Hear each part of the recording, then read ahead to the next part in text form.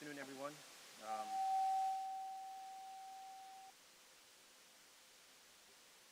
Announcements. All open sessions of the Board of Trustees are recorded and streamed in real time at www.fuhst.net. We're going to call to order the board meeting at 4:31 at Fallbrook Union High School, proper in Performing Arts Center. We're going to announce the closed session agendas. Okay, public employment discipline commission release governing the closed session process and agenda. The conflict of legal counsel pending litigation governing the closed session process and agenda.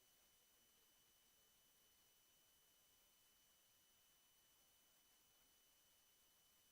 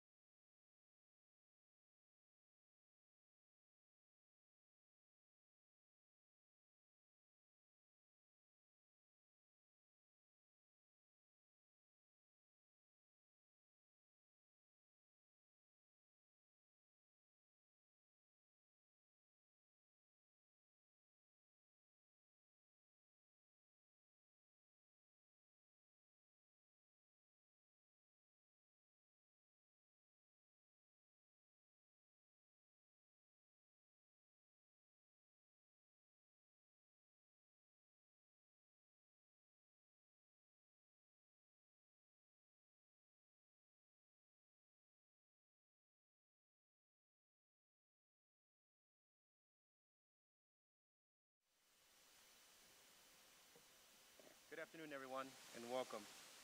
We're going to reconvene to open sessions at 5:39 p.m. Announcements. All open sessions of the Board of Trustees are recorded and streamed in real time at www.fuhsd.net. We're going to go ahead and begin with the flag salute. Can everybody please rise?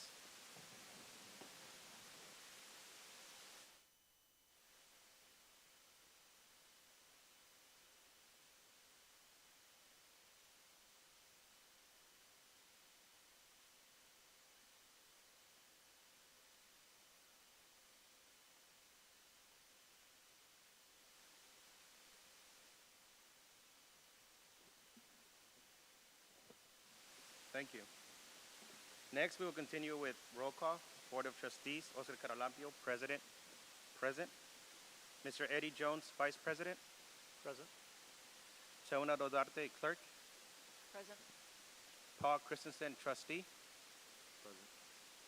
Chris Haskell, Trustee. Present. Thank you. Next, we have Student Board Representative, Ms. Haley Sardi, Present. Kara Hart, Present. and AJ Savino. Present. Finally, we have our Superintendent, Ilsa Garza Gonzalez. Present. Thank you. Informal review of governing teams norms. The Board of Trustees approved norms are that we be respectful, be approachable, be open-minded, be communicative with no surprises, be willing to listen, be prepared, and be trustworthy. Report from closed sessions. Public employment, discipline, dismissal, and release. Government Code Section 54957, nothing to report. Conference with legal counsel pending litigation, Government Code Section 54956.9D1, nothing to report. Government conference with legal counsel, anticipated litigation, significant exposure to litigation pursuant to Government Code 54956.9D2, nothing to report. Conference with labor negotiations, Government Code Section 54957.6. District negotiator is Ilsa Garza Gonzalez, Superintendent. Employee organizations are FHSTA and SEIU. And unrepresented employees, classified management, certificated management, and confidential employees. Next, we have expulsion cases number 11F2425, number 12F2425, and number 16F2425, which we'll take a vote later on. Suspended expulsion cases number 08F2425, number 13F2425, number 14F2425, and number 15F2425. We will now adopt the agenda. Can I get a motion? I'll move that we adopt the agenda as presented. I'll second. Thank you, Ms. Rodarte and Mr. Jones. Do we have any comments? None? Student Board Representative, Ms. Sardi? Aye. Ms. Hart? Aye. Ms. Savino? Aye. Thank you. Board members, Caralampio votes aye. Mr. Christensen? Aye. Mr. Haskell? Aye. Mr. Jones? Aye. And Ms. Rodarte? Aye. Thank you. Recognitions. We will now move on to recognitions. I want to just make an announcement that after recognitions, we'll have a 15-minute break so that during the recognitions, if we could all stay so that we could hear the names and that we can give everybody the respect that they deserve or applaud them as they come up.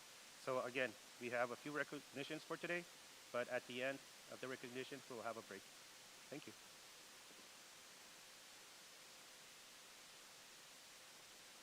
We're going to start off recognizing Fallbrook High School CTE Culinary Pathway students and Mr. Santo Cruz, culinary instructor. I know that they are not available tonight, but Mr. Santo Cruz, our CTE Culinary Pathway teacher, and his students prepared a delicious meal for the board this evening.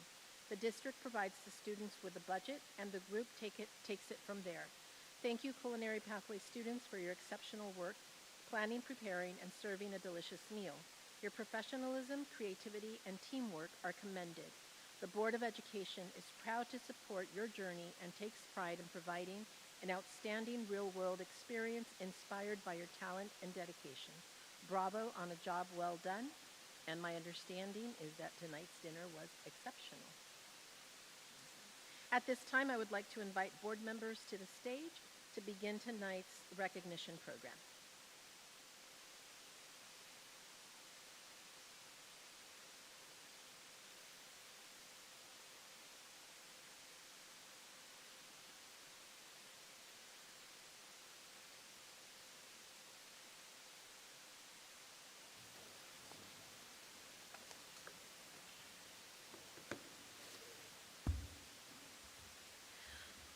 I would like to invite Principal Lauren Jones and Principal Lauren Gardner to the stage for the recognition of the 2025 valedictorians and salutatorians.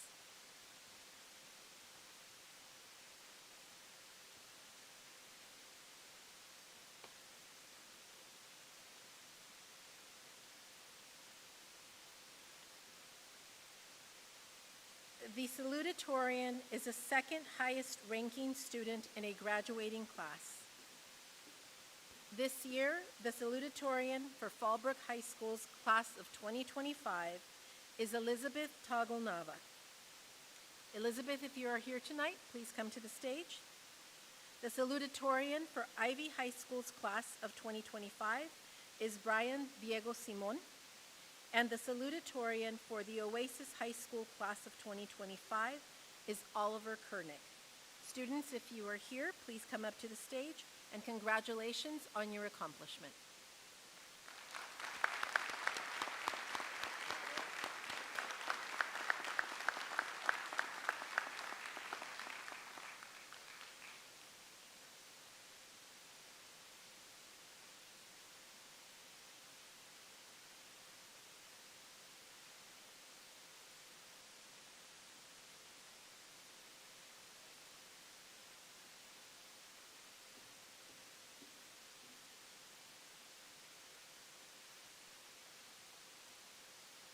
And board, if you could get a little bit closer for a picture.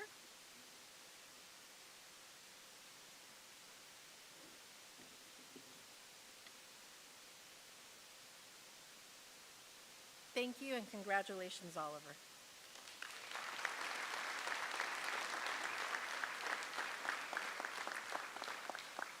Students, as I call your name, please come up to the stage. The valedictorian is the student in a graduating class who has the highest academic standing. This year, the honor of valedictorian for Fallbrook High School is awarded to Lucia Mokel.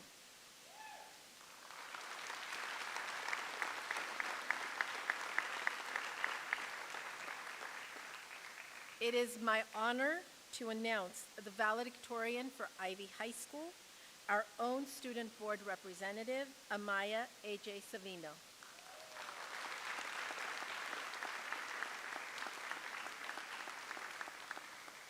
And the valedictorian for Oasis High School is Sophia Besman.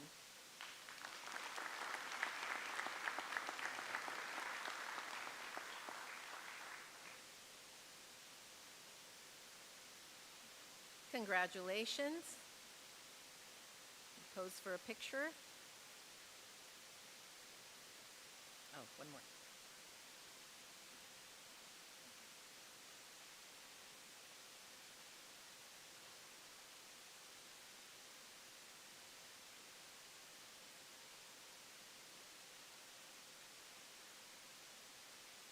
Congratulations. Thank you.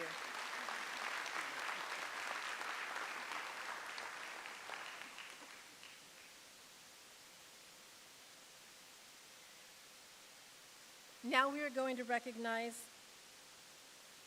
the outstanding seniors who have achieved a 4.0 or higher cumulative GPA. Their dedication, resilience, and pursuit of excellence reflect the very best of our schools and community. Please join me in celebrating these remarkable students and their exceptional academic accomplishments. Students, as you hear your name, please come up on stage. I politely ask our audience to hold your applause until all students have been recognized. And if I mispronounce a name, please correct me. Gianna Alvarez Lindenmayer, Valeria Arenas Sainz, Alejandro Betancourt, Sydney Brown, Ryan Camilli, Jennifer Cardenas, Gabriela Carlos, Xavier Charlin, Kaylee Diaz, Brooke Frederick, Kaya Hawkins, Madison Hayes, Litzy Lopez,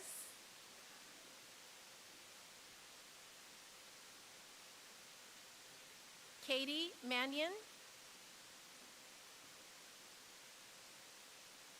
Daniela Martinez, Cianya Mejia, Cynthia Mills, Lucia Mokel, Megan Newman, Alice Powell, Adriel Rojas, Amy Sanchez, Olivia Surley, Connor Skeja, Sophia Sokolowski, Lucas Stark, Elizabeth Tagelnava, Evan Thomas, Joanna Vargas Vasquez, Anthony Weishar, and Liesel Young.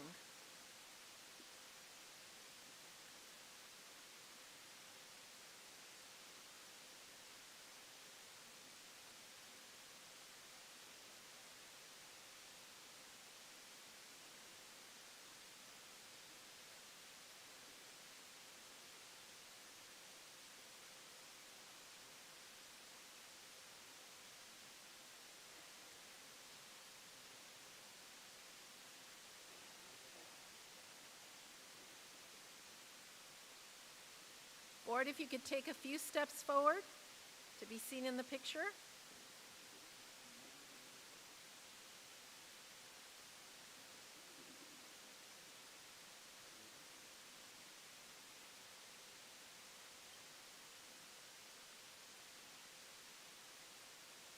Smile.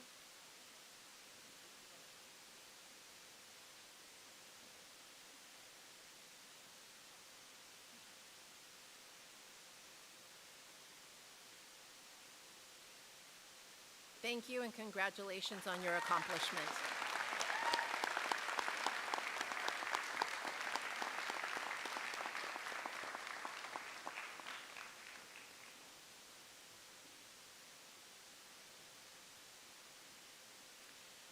I would now like to invite Principal Lauren Jones to the podium for our Teacher of the Year recognition.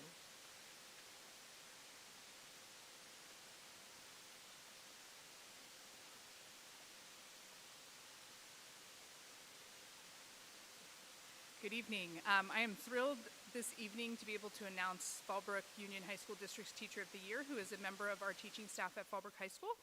So if Dan Nielsen could join us.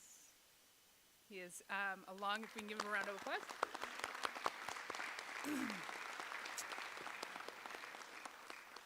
Dan began, he's actually on the recognitions a little bit later for his longevity here with the district, but he began with us in 2005, so he's a 20-year member at Fallbrook High School, had actually worked locally with our students a bit before that as well, but he's been an instrumental part of our English department and our English language development department for years.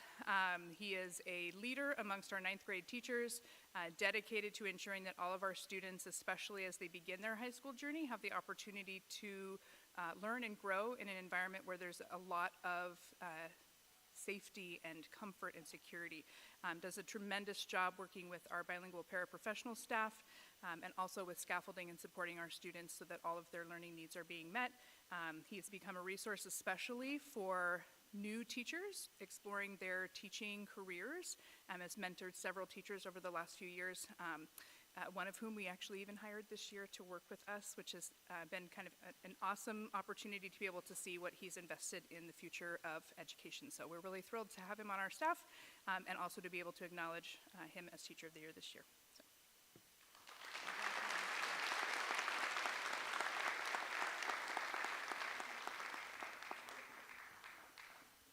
While the picture is being taken, I want to add that I have been in Mr. Nielsen's classroom, and I'm always impressed with what the students are doing with his teaching and how he interacts with them. And as Ms. Jones mentioned, the security that he gives them to be able to attempt things that they feel they may not be ready to attempt. So thank you.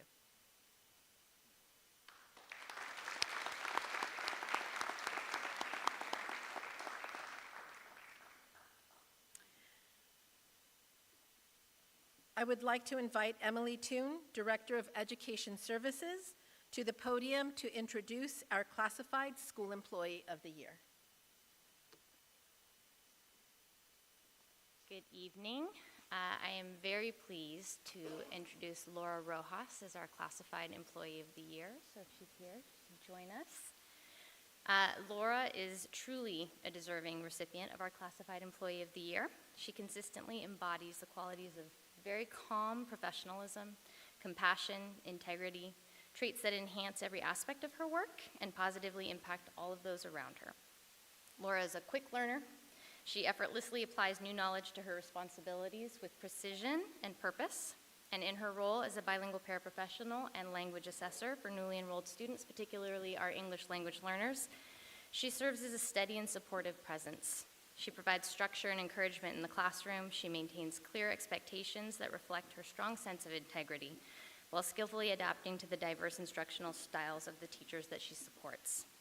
Her students respect and appreciate the high standards that she sets, both academically and behaviorally, knowing that she approaches each of them with genuine care and unwavering advocacy. Beyond the classroom, she is valued and a dependable colleague. She's always willing to step in wherever needed, whether that's LPAC testing across the district or assisting Saturday Academy, leading our math tutorials, helping summer data confirmation, or covering some of our open paraprofessional positions.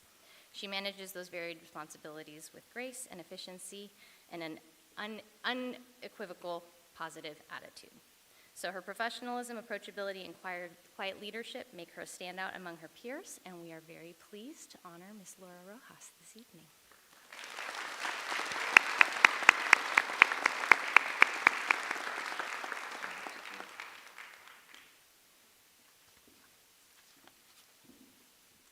Congratulations, Laura.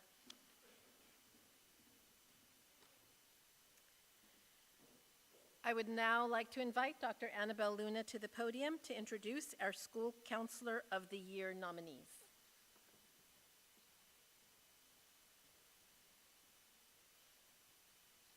Good evening. I would like to call to the stage Lydia Hahn as one of our nominees for this year.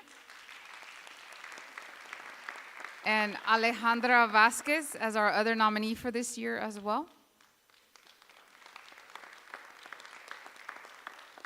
So both Lydia and Alejandra were nominated for Counselor of the Year award. They have taken the counseling department and really taken the department to create a vision looking at putting students first.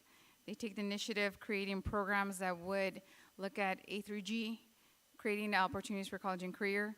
They've even taken charge of bringing the whole team together as well as admin to create a calendar of events that will help support the needs of our students. For example, looking at financial aid workshops as well as looking at college and career kickoff plans for the following year. They were the ones that kind of spearheaded when we started the Trunk or Treat Wellness College and Career Readiness. That was one of the projects that they spearheaded, make sure we started 2 years ago. This is the second year. And really looking at how can we improve our system. They've also really pushed us to visit other schools and see what's out there that we can bring to Fallbrook. So I really appreciate all the work that they're bringing for us and really doing the best we can for all of our students. So thank you again. Congratulations, ladies.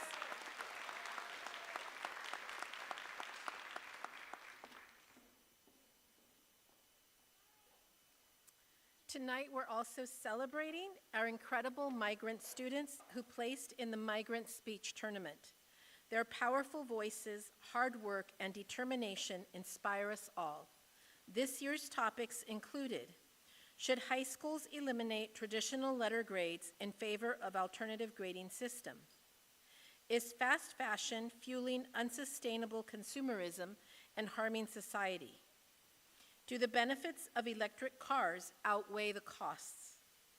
Do the benefits of school sports outweigh the potential physical and mental health impacts on student athletes? Do video games contribute to the behavioral challenges in children and teens?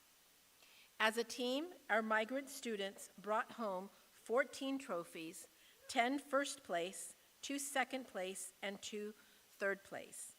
From Fallbrook High School, senior, and as you hear your name, please come up, senior Julio Tovar placed first in prepared speech and extemporaneous speech in Spanish.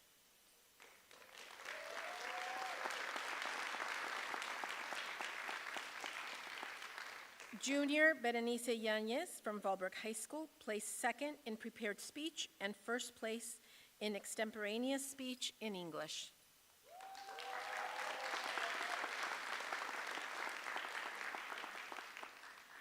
Sophomore Javier Padilla from Fallbrook High School received a third place in prepared speech and first place in extemporaneous speech in Spanish.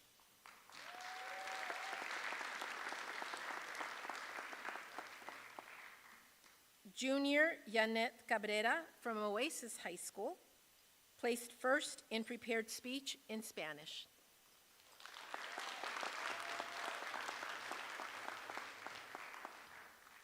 And sophomore Nicolas Romero from Fallbrook High School won at the regional level and continued on to the state level.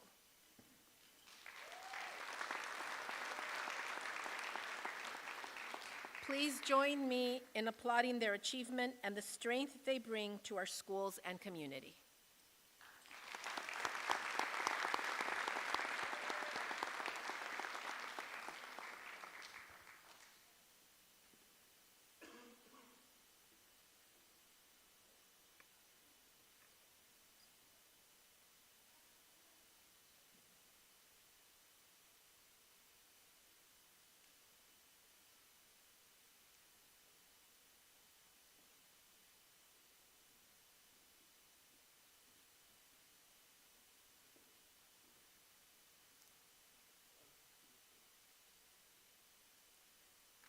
Congratulations.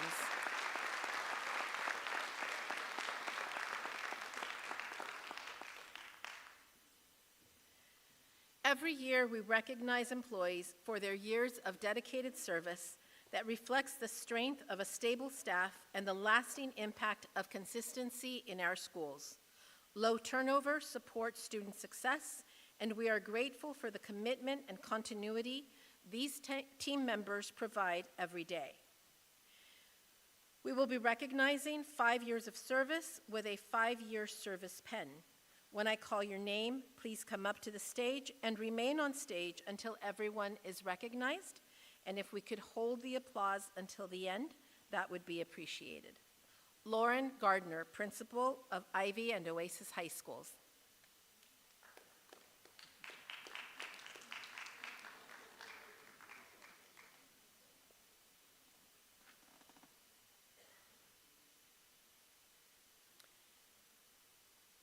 Anna Haskell, and I'm going to ask her husband, Trustee Haskell, to accept the pin on her behalf.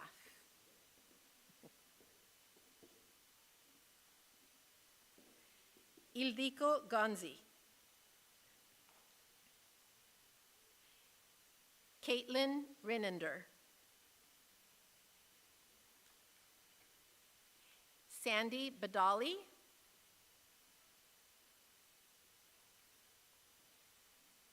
Adrian Ovalle.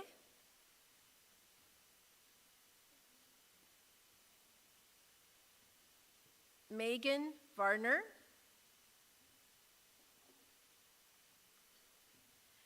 Janet Villarreal,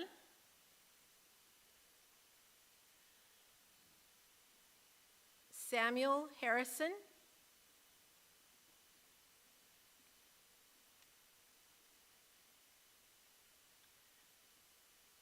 Stephen Densham, Angela Good, Mauricio Herrera,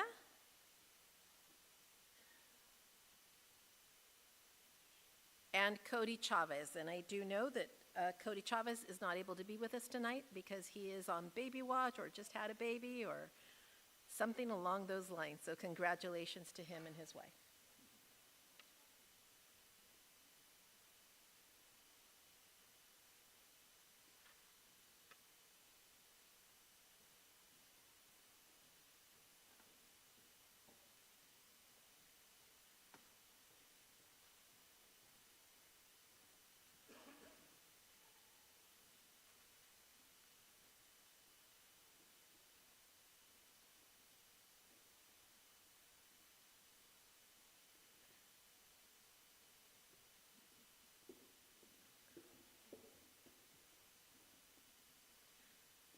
Congratulations and thank you for your service. We'll wait for the picture.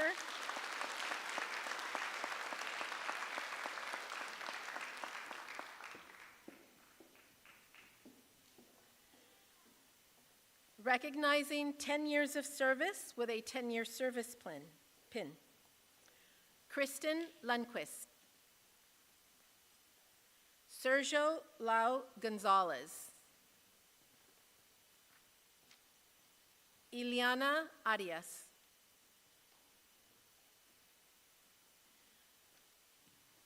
Alejandro Rivas. Molly Tant.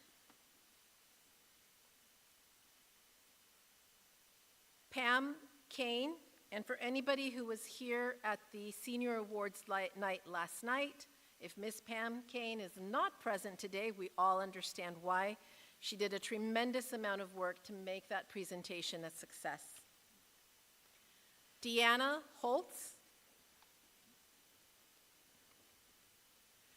Victor Rojo Ibarra. Jackie Resendiz. And Julia Minderman.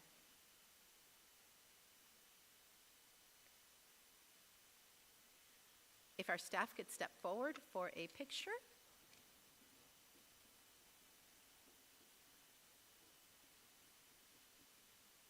Thank you for your service and dedication.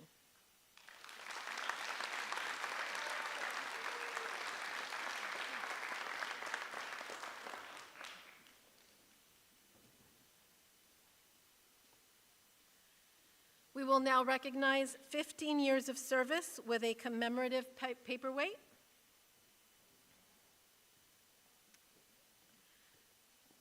Cesar Rodriguez.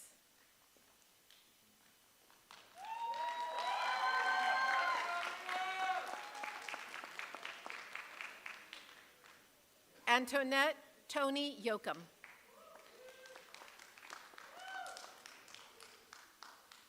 Jorge Rojas. And Diana Aaron.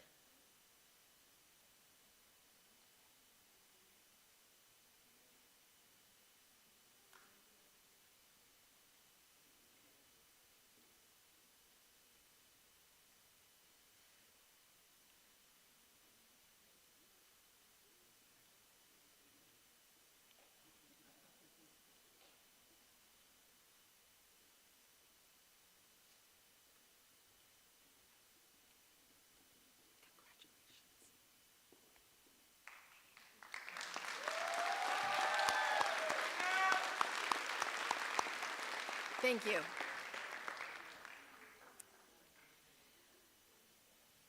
Now, 20 years of service is recognized with a personalized computer bag.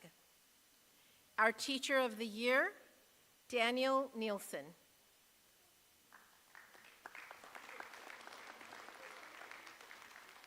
Paul Grimes. Alana Milton. And Assistant Principal, Steve Martinez.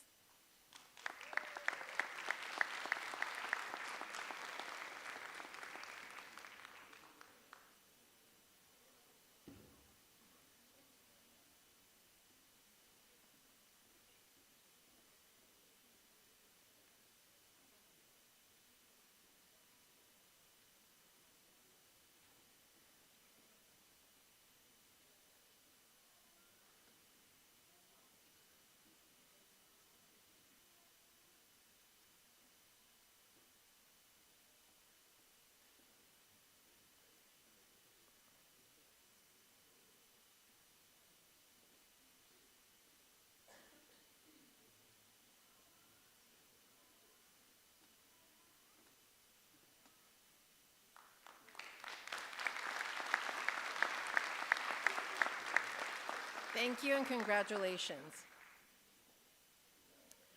25 years of service is recognized with a personalized wristwatch.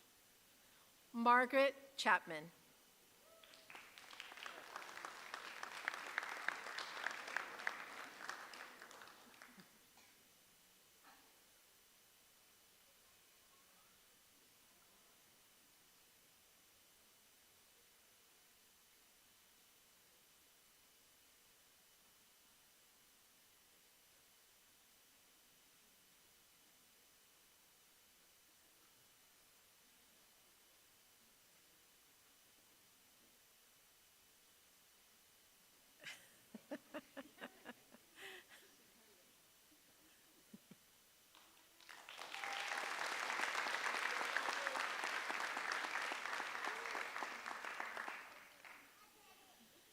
And now recognizing 35 years of service with a $1,000 check, Harry Wiedenhop.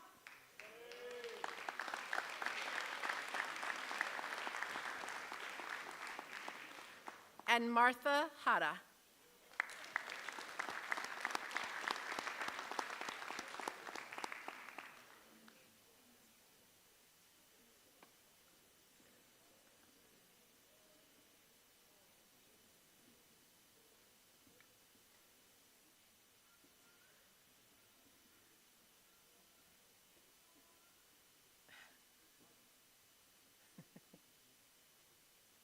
Have to be present to get the check. Just kidding.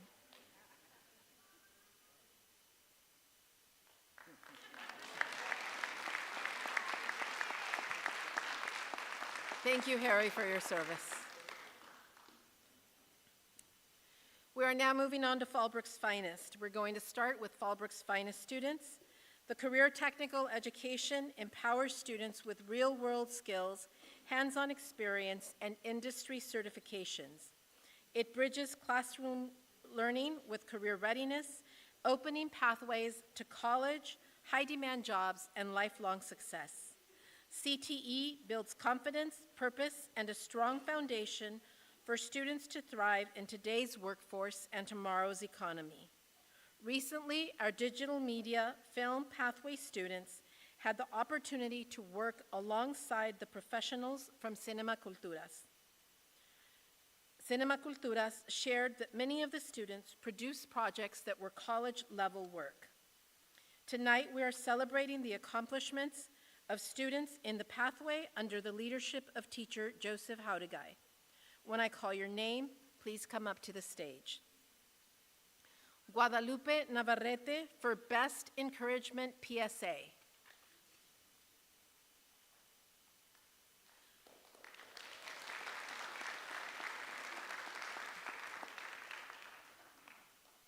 Coleman Carlson for Best Gold PSA.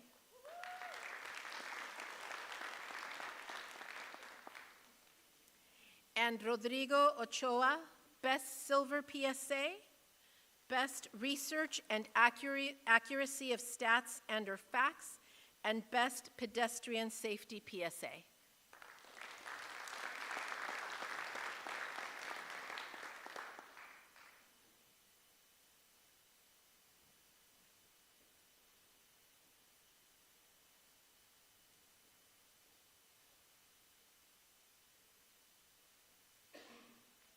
Congratulations.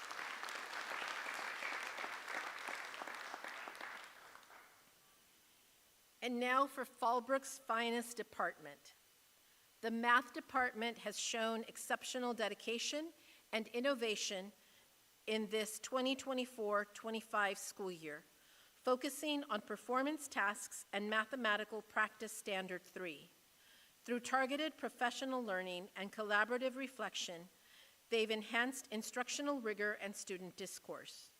Tools like Fun, Fast, Furious and the HOT template have helped students tackle complex problems with confidence, promptly addressing that 60% of the CAASP CASP score is performance-based.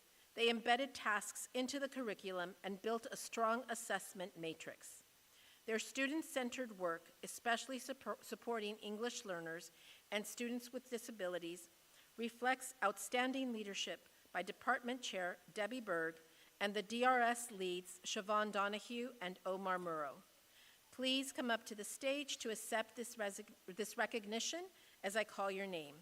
Department Chair Debbie Berg, Jason Dale, DRS lead Siobhan Donahue, Paul Grimes, Heidi Foray, Bill Lenaway, Luis Montez, DRS lead Omar Murrow, Lorenza Rodas, and Stephen Scheidel.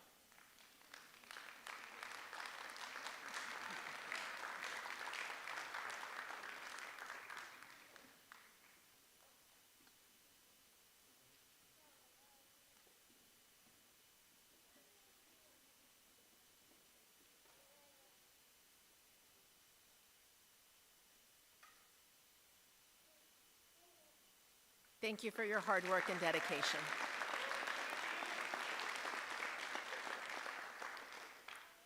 And now we are recognizing Fallbrook's finest community partner for the month of May. We are deeply grateful to our incredible community partner, North County Fire Protection District, for their unwavering support of our schools.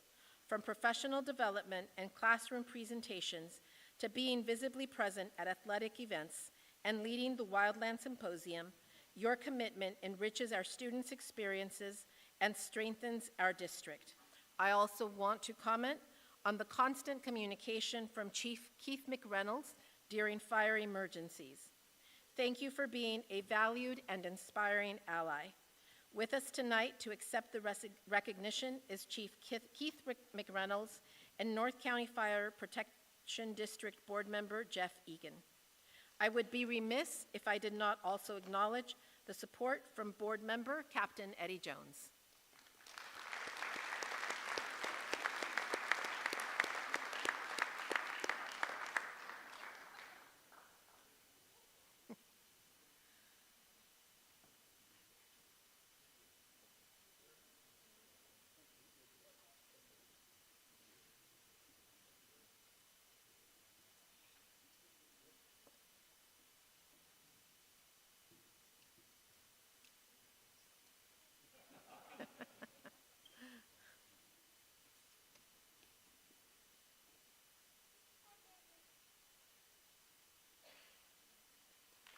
Thank you.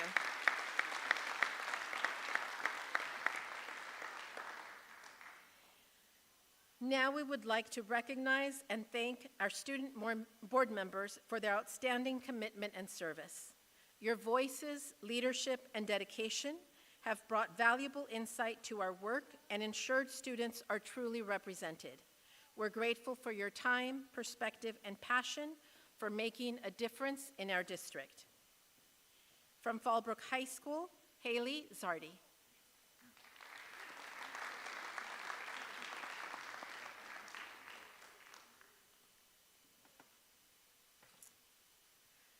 Second-year student board representative, representing Oasis High School, Kira Hart.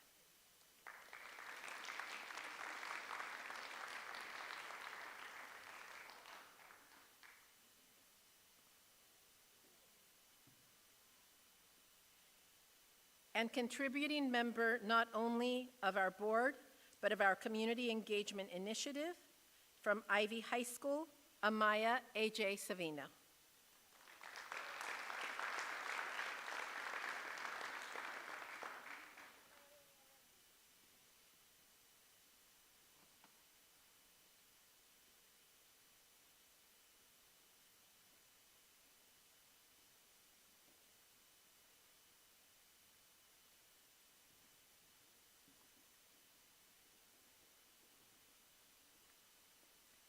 Thank you for all of your input. Congratulations.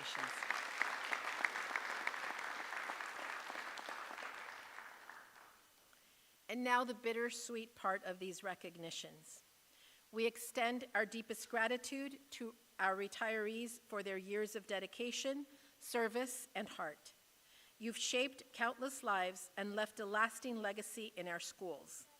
As a whole, our retirees represent 52 and a half years of teaching, 6.5 years of administrative service, and 101 years of classified service. As you begin this next chapter, we wish you joy, fulfillment, and all the best in your future endeavors. As we call your name, please come up to the stage. At this time, I would like to invite Principal Lauren Jones to join me in recognizing the retirees from Fallbrook High School.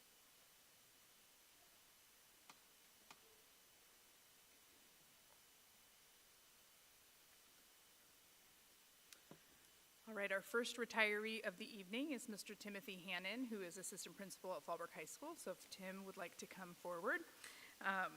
Few things to say about Tim. Tim joined us just 2 years ago, so this is his second year at Fallbrook High School. He came in with copious amounts of experience and brought that to our team. One word that I could use to describe Mr. Hannon is kind. He is incredibly kind to everyone that he meets. Very first thing that he did when he arrived on staff with us, we were already in the middle of a school year. He hit the ground running, and his first priority was to get to know our students. That's evident every time we're out on campus that students stop and say hello to him. He calls them by name and vice versa. He has developed that relationship and rapport with students on our campus across all grade levels and all walks. He has also invested time in getting to know our staff and understanding the processes, which is a big ask to come in the middle of a school year and learn those things. So we appreciate the support he's offered, not just to our community, but to our admin team as well, and we wish him the very, very best in his retirement. Okay. And our second retiree from Fallbrook High School this evening is Mr. Ken Krupa. Ken has been a member of the Fallbrook High School staff for longer than I have, which means early 2000s. I believe this morning when I checked it was 2002. He can correct me if I'm wrong.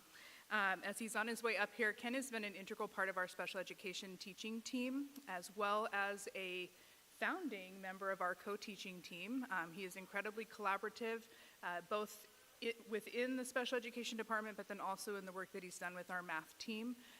He always places students' best interests first.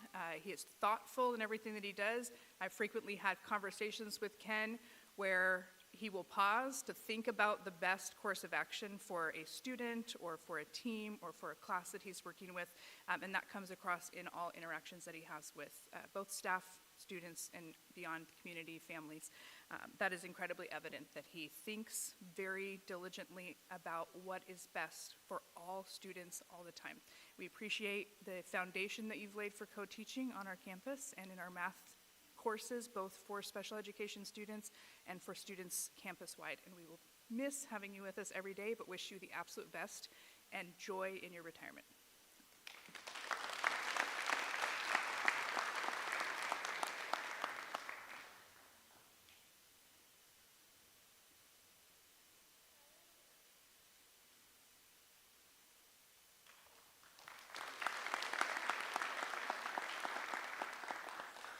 You will both be missed.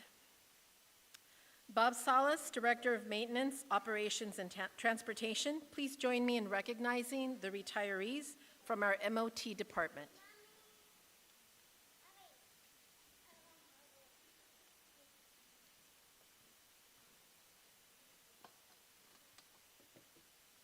Good evening, everyone.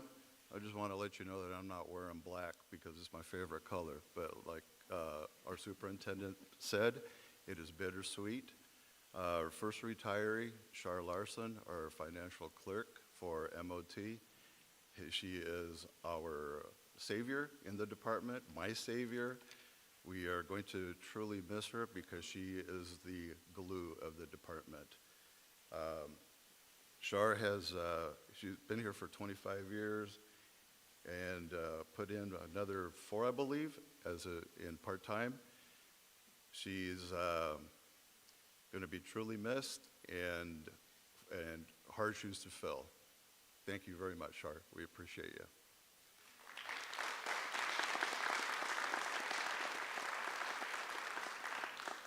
Our second retiree is Harry Wiedenhop. He initially started as campus supervisor 35 years ago, and then moved on to facilities MOT as custodial grounds, and he served at in that position for several years, and then until recently, he's our reprographics, shipping and receiving professional, and we're going to miss his humor and dedication, honesty, and his dedication to the district. Thank you for everything that you both have done. Appreciate the both of you. Thank you.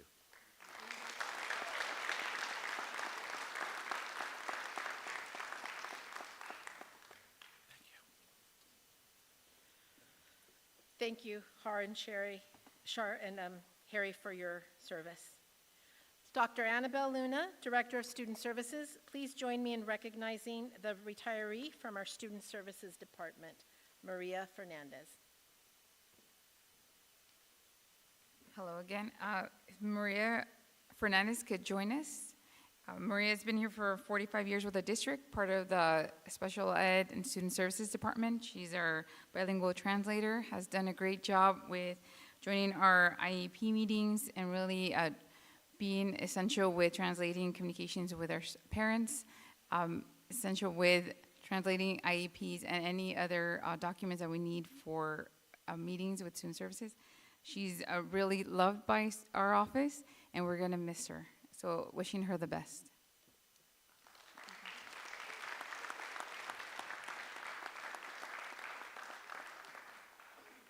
And Principal Lauren Gardner, please join me in recognizing a retiree from Ivy High School. Good evening. Today we celebrate Kelly Walker's remarkable teaching journey with 32 years in education and 18 of those years enriching our community at Ivy High School. Kelly perfectly exemplifies the principle that students will rise to the level of your expectation. As our lead teacher, she has consistently set her expectations high, believing in our students' potential even when they couldn't see it themselves. This unwavering faith in their abilities has transformed countless lives.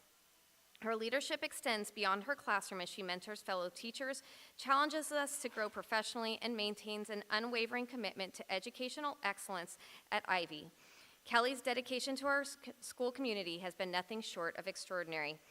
Thank you for your years of service to education, and especially for your dedication to Ivy High School.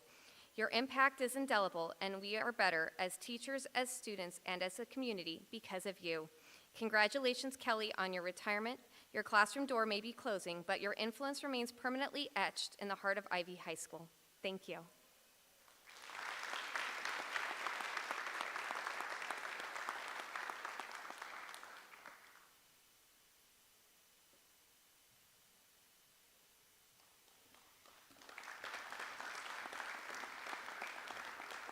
We do have one additional retiree from Oasis High School. He asked that he not be recognized, and we are respecting his wishes, but we wish him well in his new journey. Thank you. We will now take a 15-minute intermission. Thank you to all. You can take pictures, celebrate in the foyer here, and we will return at 6:45.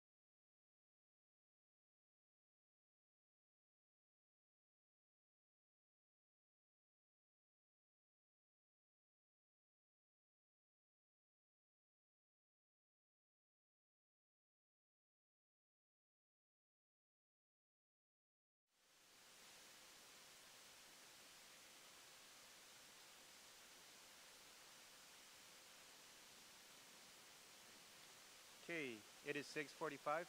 Thank you very much.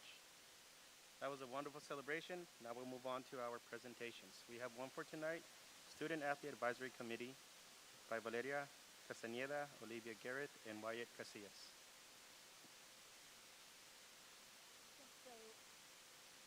Olivia, Valeria, and Wyatt, if you could come to the podium.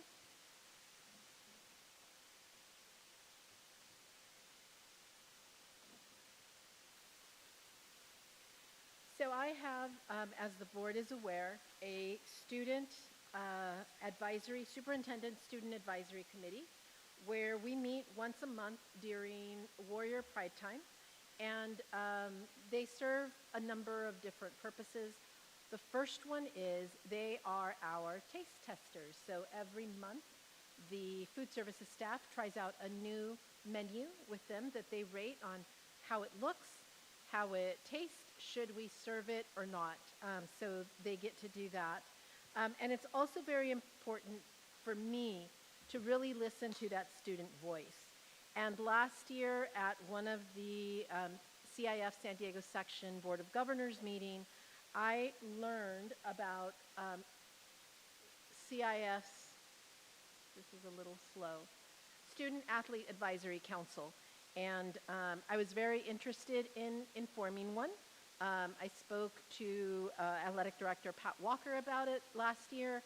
And then this year, I said, we're just going to do it.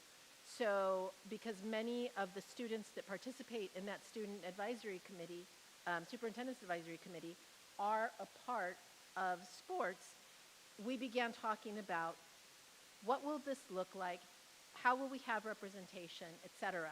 So our 3 student athletes are here today to talk to you about the process, because we really do want to kick it off at the beginning of next year. So I will hand it over to you now. Alrighty, it's a pleasure to be here today. I'd like to start by introducing ourselves. I am Wyatt Casillas. I am a senior. I have played football and track and field for the past 4 years.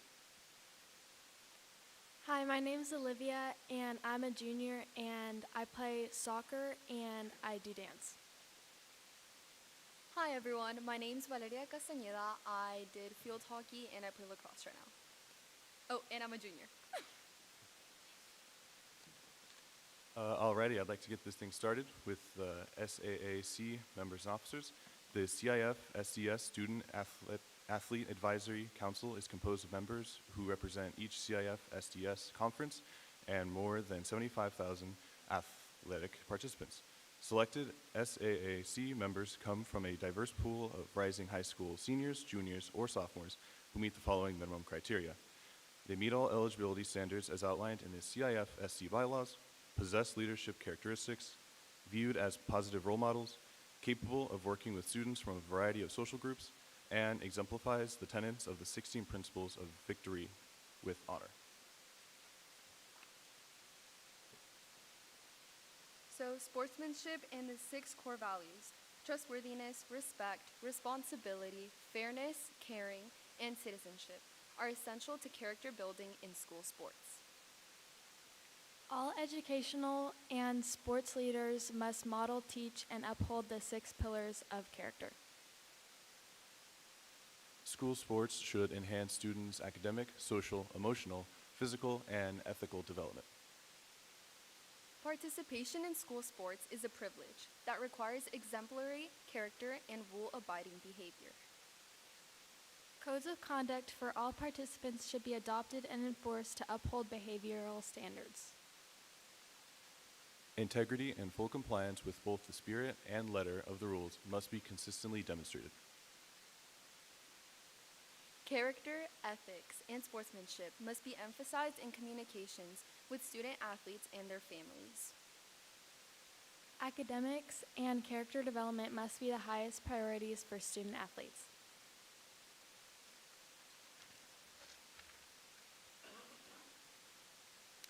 CIF leaders are responsible for maintaining program integrity and prioritizing student well-being over winning.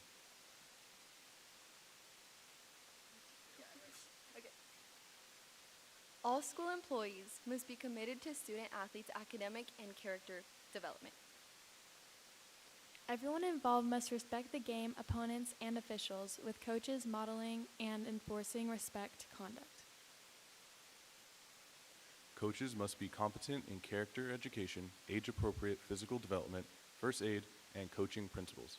Sports opportunities should be accessible to students from all communities to promote personal growth. Sport programs must prohibit substances and ensure legal compliance to protect athlete health and integrity. Athletic programs must avoid commercial exploitation and remain independent from undue sponsor influence. And coaches must teach both sport-specific and character-building lessons, instilling the 6 pillars of character.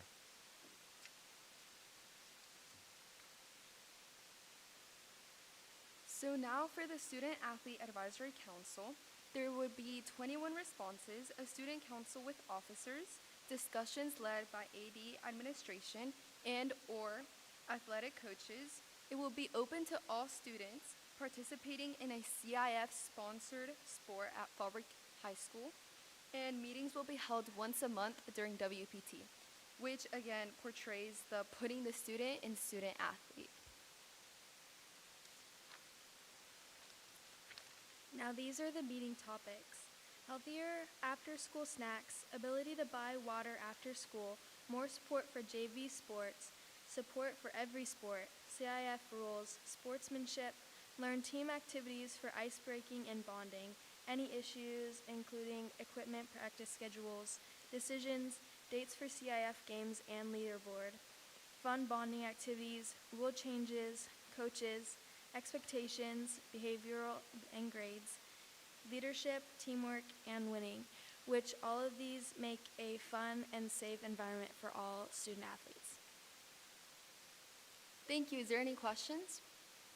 Before we ask for questions, could you introduce yourselves, the sports you play, and then talk a little bit about the process, because I know it was over 3 months, I think, that you worked on this.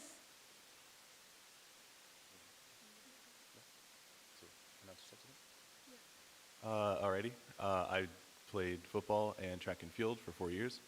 And just the process into creating this whole thing, we'd go every month, and it was a lot of, just throwing ideas and putting it all together.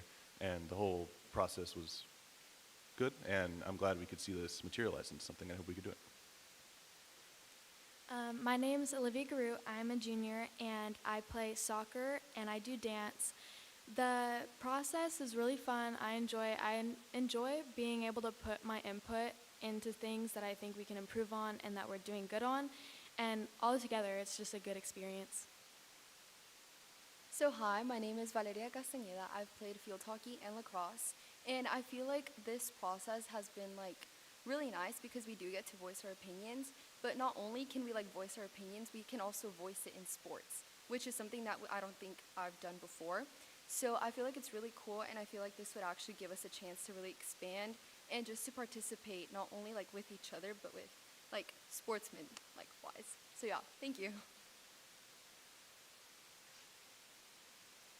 I don't have any questions. Just want to say thank you for taking the leadership in this. It's great to see you being a part of it and also presenting it, which is pretty awesome. The student athlete program or development is great, and this is part of it. So thank you for speaking to me. Thank you. Thank you.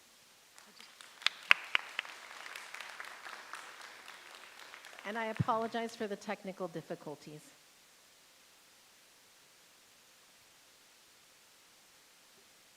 Next, we're moving on to public comments.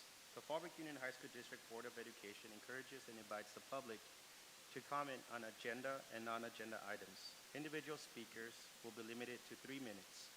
Per legislation 1292, the board will give twice the allotted time to a member of the public who utilizes translated technology assistance to address the board. Total public input on one subject will be limited to 20 minutes and may be extended at the discretion of the board president. Comments on non-agenda items will be heard at this time. Comments on an agenda item may be taken at this time or when the agenda item is discussed by the board. Speakers will be called in order by topic and when card is submitted. I believe we have a few today. Mr. Jason Van Eyck.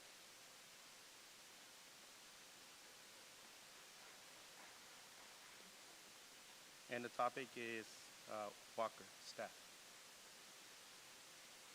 After Mr. Van Eyck, we have Alan Satamaccio speaking in support of Patrick Walker.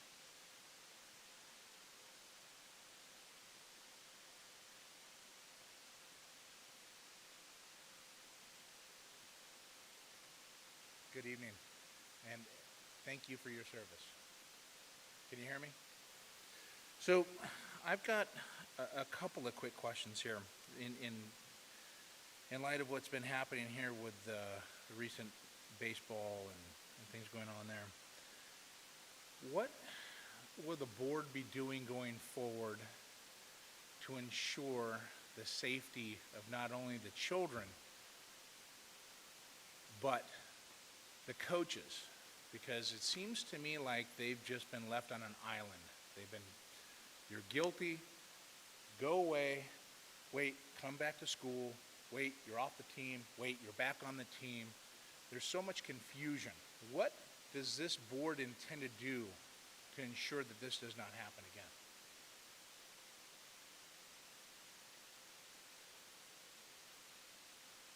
Anyone? As stated in the beginning, the board is not allowed to answer questions or comment on the public comment. That was something that was read prior to the public comment portion. Would you agree that it starts at the CEO level and goes down?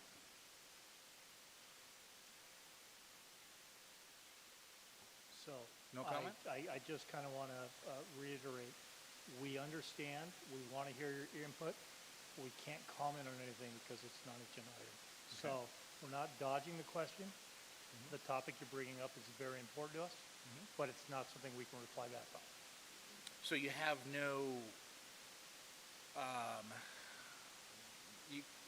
there's no defense to when a lawyer comes out and sits in front of a school and starts talking about kids that have been on or before on the team 2 or 3 years ago that are potentially doing the exact same thing, calling these kids predators. The board, the school, nobody can come out in defense of, hey, look, there's never been anything proven like this.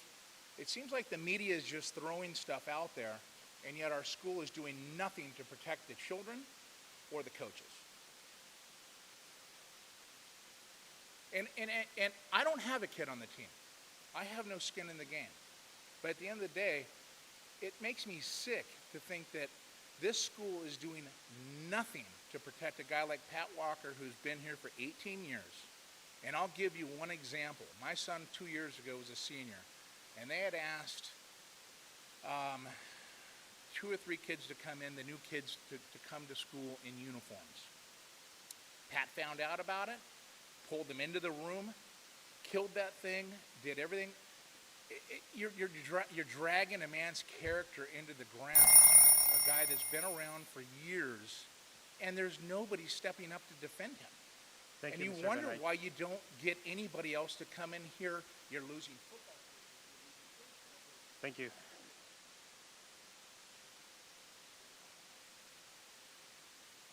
Next, we have Mr. Alan Satamaccio speaking in support of Patrick Walker.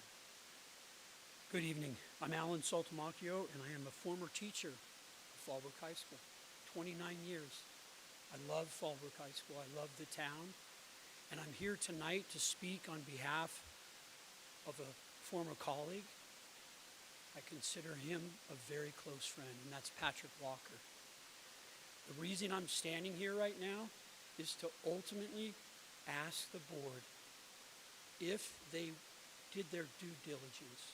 Did they truly examine the situation as thoroughly as possible? That's number one. Because I find it shocking when I consider my friendship with Patrick Walker over all these years, that his reputation is being tarnished. He and I are so close because primarily we share fatherhood. I'm a father of 4 children.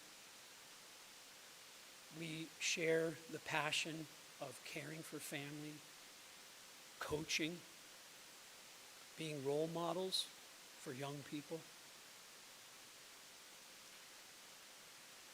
we also share on a lighter note the passion for fishing.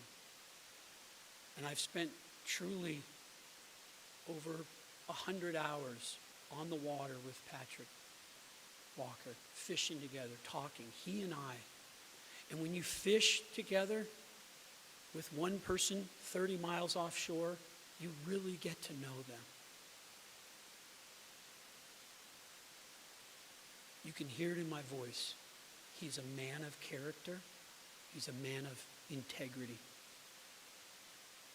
I'm going to give you a little story about out on that water. We were over 30 miles offshore, coming back from a fishing trip. We hit an underwater object suddenly, and the boat lurched. The engine stopped. First thing Patrick Walker says to me, "Alan, are you okay?" He looks at me. He's the captain of the boat.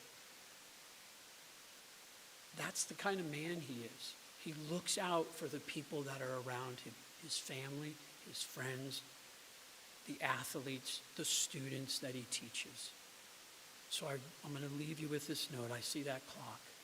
And 3 minutes doesn't last long when you're speaking from the heart about a person you truly care about. So I'm going to ask you one more time, please investigate, be curious, look at the situation as deeply as possible. I appreciate your time and I appreciate what you do as a school board. Thank you very much. Thank you. Next we have Jason Texler, dismissal of athletic director.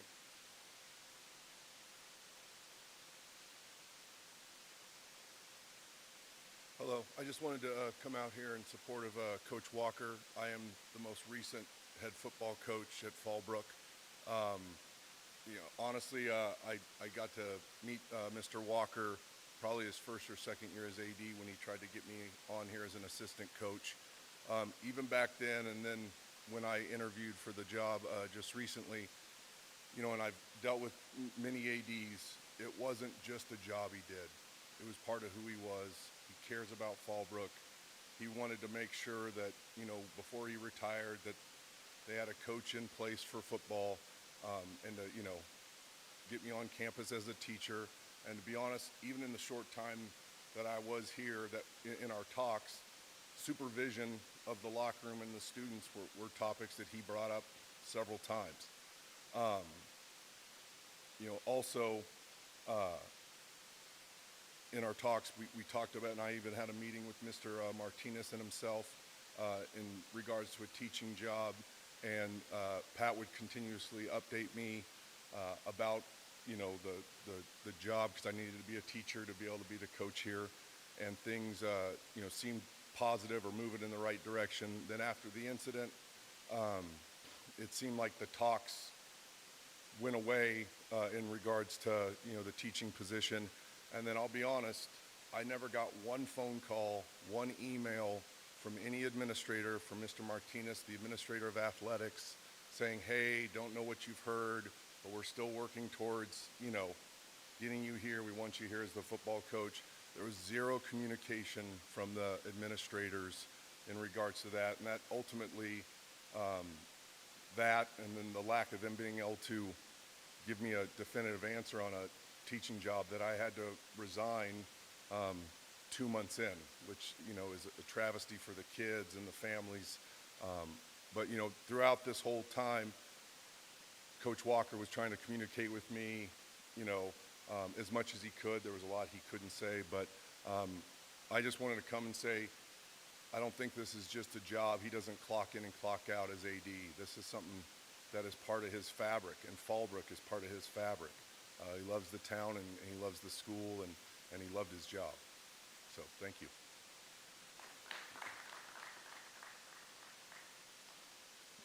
Thank you. Next we have Mr. Damian Baldwin, support of Pat Walker.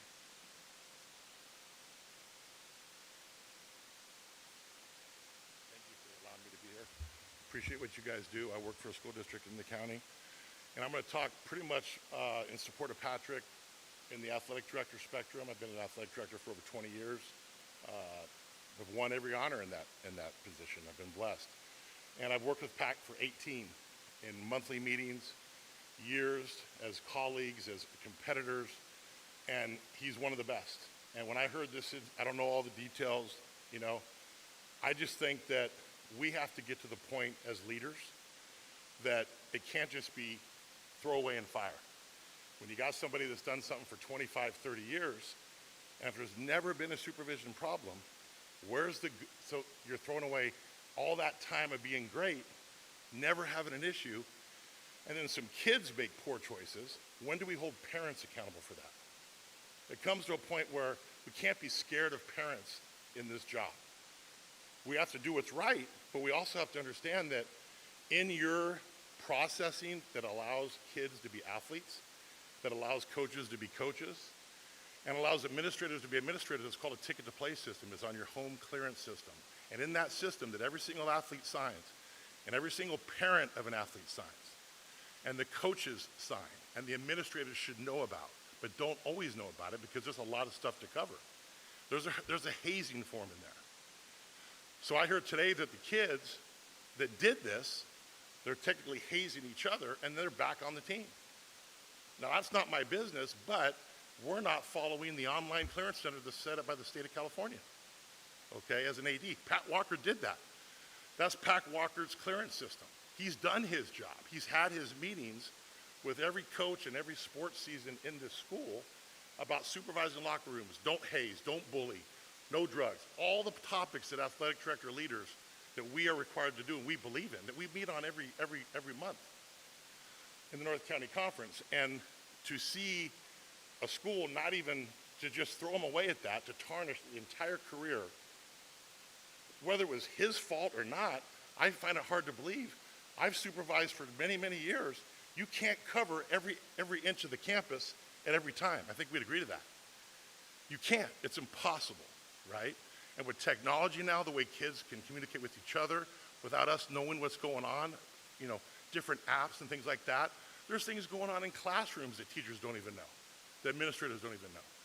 So just because he's the athletic director and the baseball coach, he did his job, okay? I don't know the exact deals of timing where he was when the incident happened, but I can tell you as a former coach for 35 years at the collegiate level, who played in the NFL and who's coached in North County for over 25, 30 years, you can't do it all. You can't supervise everything.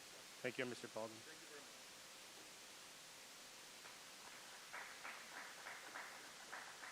Finally, we have Jeanette Baracan. Question, agenda item ABC.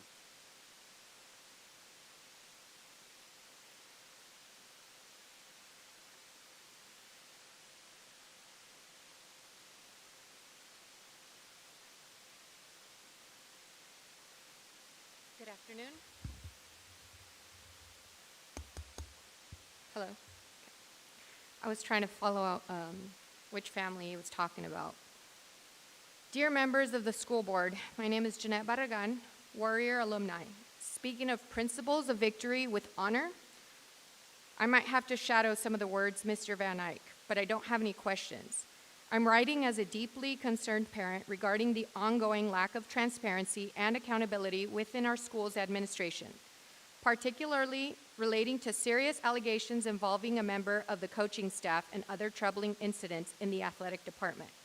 Recently, there have been credible allegations concerning an inappropriate relationship between a coach and a 16-year-old student.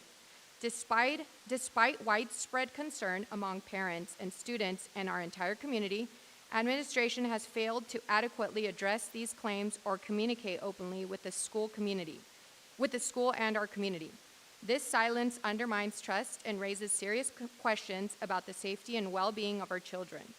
Additionally, there have been reports of hazing on the varsity baseball team, which have also gone unaddressed. Not one parent was notified from either coaching staff or school's administration to either teams. And I happen to know that because I have a lot of friends who are baseball moms. That silence alone was loud. Considering that the varsity coach is also the school's athletic director, his now spouse serves directly under the superintendent. There is a clear conflict of interest that further complicates any hope for impartial oversight or action. Our community deserves better. We asked for a thorough and independent investigation into the allegations against the soccer coach. a formal inquiry into the reported hazing on the varsity baseball team, a commitment to transparency in how these matters are being handled moving forward, reconsideration of the roles held by individuals in dual positions of power that may hinder fair accountability. We are not asking for rumors to be taken as truth, but we're asking that serious claims involving student safety to be treated with the urgency and transparency they deserve. Protecting our children must always come before protecting reputations. As a parent of future Warriors and many current Warrior athletes that I am connected to, how does the school plan to address concern over the current nepotism that is transpiring within the administration and athletic department? I will close my speech with a comment from your own agenda. Coaches must be competent in character, education, age-appropriate physical development, first aid, and coaching principles. We appreciate your immediate attention to this matter and look forward to your response. Thank you.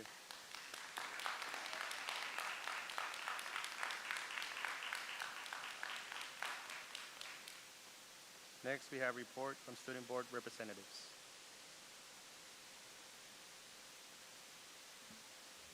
Right. Good evening, everybody. Thank you for having me here. So this past month has been one of the busiest ones yet. With graduation on the horizon, staff and students have been working hard with all sorts of preparation. This whole month is all about seniors, and that is very evident. This week, May 11th through May 16th, is our Prom Spirit Week. The Spirit Days are all in correlation with our theme of Moonlit Tides. Students and staff should be participating in this activity as a fun way to spark excitement for this weekend. Following this week, Saturday the 17th is our prom. Students will be attending the dance in La Jolla at the Birch Aquarium from 7 p.m. to 10 p.m. Snacks and refreshments will be provided to all attendees. Next week, on Wednesday the 21st, is the senior class grad night at Disneyland. I believe students will be departing from the high school at 9 a.m. and returning at around 2 a.m. Seniors will not be present at school at all that day. Senior Week is from May 26th to May 30th. This week we have a series of fun events for the senior class to participate in, including a last recess and a movie night. This same week there will be a senior farewell pep rally. Performances from dance and cheer will be put together by ASB for the seniors to enjoy. And to end the year, seniors will finally be having a nice meal on the field as they watch the sunset on Friday night. This event signifies the ending of the seniors' high school career. Thank you for listening. Good evening.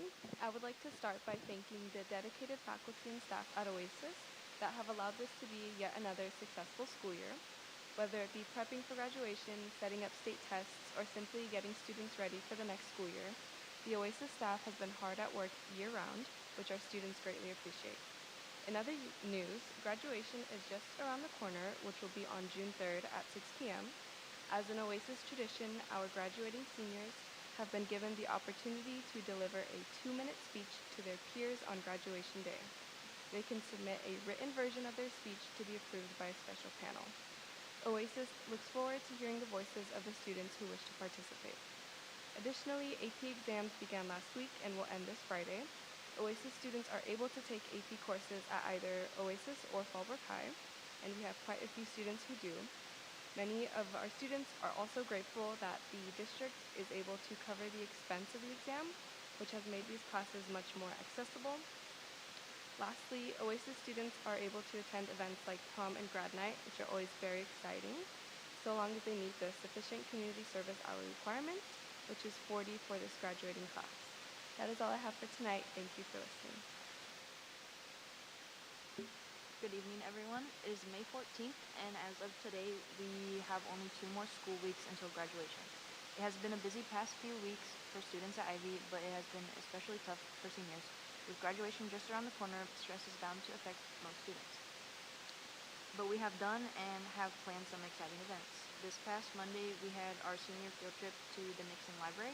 It was an educational and engaging experience, and students had the opportunity to be guided throughout the property while learning about presidential history and getting to observe original documents and artifacts. And this trip gave us a unique way to connect what we've learned in class to the real world. Last night we had our scholarship and award ceremony celebrating the ambition, dedication, and growth of our students. It was a proud and exciting night for students and families as scholarships and achievements were awarded. Excitement continues to build as we prepare for senior prom and grad night. Our prom will be held on May 17th at the Birch Aquarium, and grad night will be held at Disneyland on the 21st. That's all. Thank you. Thank you. Next, we have report from board members. Would anyone like to go first? I'm very sorry. Report from principals.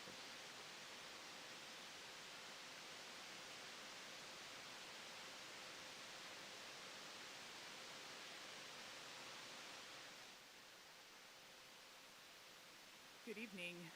Thank you to our student board reps who have a lot going on this week with multiple celebrations, so we're going to say goodnight to them and let them head home. We've done a lot of celebrating tonight, and as they mentioned, a lot of activities this week with our senior awards last night, obviously recognizing some of our students and staff this evening. Tomorrow evening, we have our biliteracy ceremony, which is always an amazing event that celebrates students across all grade levels. And then on Saturday, of course, prom.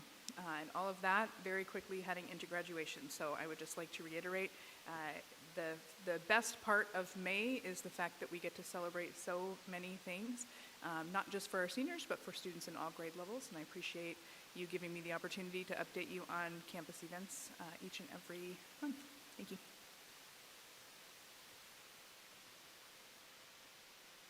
Good evening. I'll follow suit from Ms. Jones. We've had a tremendous amount of celebration of our outstanding students, our students' accomplishment, and the drive towards graduation. And that's really where our focus is right now. We have 2 short but sweet graduations that will take place on June 3rd. Ivy will taking place at 3 p.m., followed by Oasis at 6 p.m. The day prior, Ivy will, after their rehearsal, will be doing an award ceremony on campus that is specific awards from teachers to individual students, with a luncheon to give one last bonding experience to our small school climate before we send our students to the stage. In terms of graduation rates, we're looking really good right now. Our community service is on track to be done on time for both schools. And we're anticipating that we will have full graduation for Ivy, with the exception of the few students who are going to start a 5th year with us, which is part of their individual education plan. So good things happening on both fronts, and I just want to thank you again for your support and everything you do to celebrate our students. Thank you. Thank you. Next, report from board members. I'll go briefly. I just wanted to speak to last night's award ceremony and just express my amazement at the quality of students that we witnessed last night. I loved how Pam came, and kudos to Pam came for once again putting together an amazing event. What was really truly amazing to see is our tagline being the friendly village, and that sitting on stage behind us was the community at large, and the amount of time and money that these individuals, these nonprofit organizations, these charities, these endowments do all year long in order to give hundreds of thousands of dollars away to our worthwhile students. And some of our students are recognized because they are above and beyond and, have accomplished great things. But some of our students that are recognized are the ones that, maybe are more the quiet in the crowd, and the individual organizations recognize that in our students. And that is due to the amazing leadership that we get from our superintendent, our administrative staff, and both of our principals, and then down to our teachers and support staff. It would not be possible without that. And it just gave me so much joy to see that our families in the audience, our student recipients in the audience, our community members at large. And that's really what this is all about, weaving together. So it was an amazing event to see, and thank you for everybody who has a share in accomplishing that.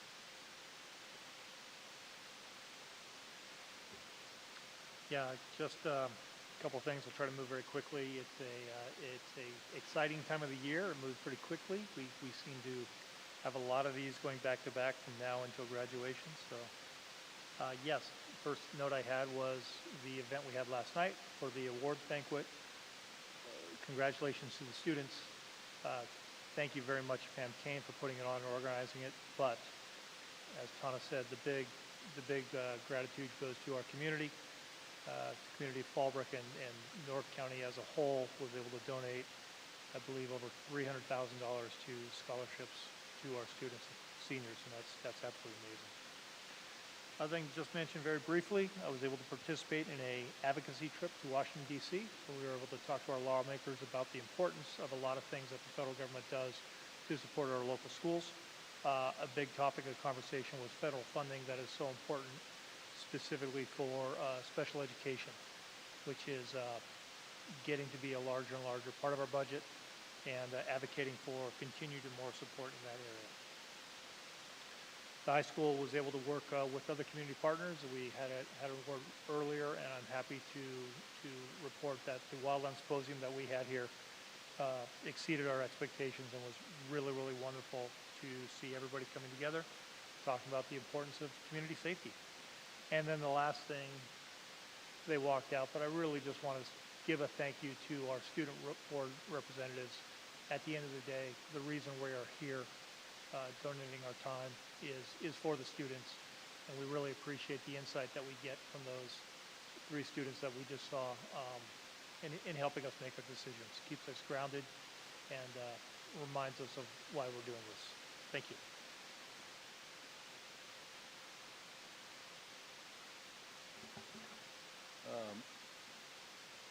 Just a couple things. It was one thing that came to mind that was somebody brought up. The Village News, Julie Reeder was doing a lot of the press releases and stuff for the school district, as well as many other things. But she had an incident recently and was hospitalized, and I just wanted to send out our prayers for her, because I know she's recovering from that. That we are thinking about her in that process and a quick recovery. Also a shout out to my niece, Elizabeth Nava, for her hard work for the 4 years. She's been crushing it, and I just wanted to recognize her. She deserves that. And as well as our student representatives, but also our sound team, just setting up everything every month for our board meetings. Nobody would hear us if they weren't here. It definitely wouldn't go smooth as it does, so I appreciate them as well. And then not to comment on any public comment, but just to remind the public that board members, we are here to serve the school and the students as well as the community. If you have questions, please reach out to your board members. Doesn't matter if you live in our district or somebody else's, but please reach out to us. We can communicate and be transparent as possible with the reminder that minors are usually involved, but there is action in the background that is happening.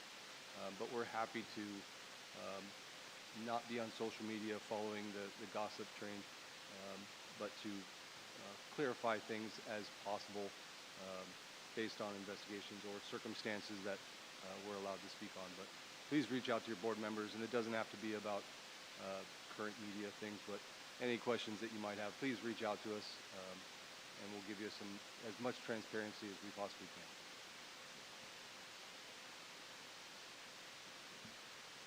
Just for sake of brevity, I think the one thing I wanted to emphasize was the Student Athlete Advisory Council and the value that there is to emphasize the importance in maintaining high academic standards along with athletics. And I think that, at least when I was growing up, I think there was a much larger delineation between athletics and academics, and it seems that these days there's much more emphasis on combining those and continuing to emphasize the importance of academics in conjunction with the athletics.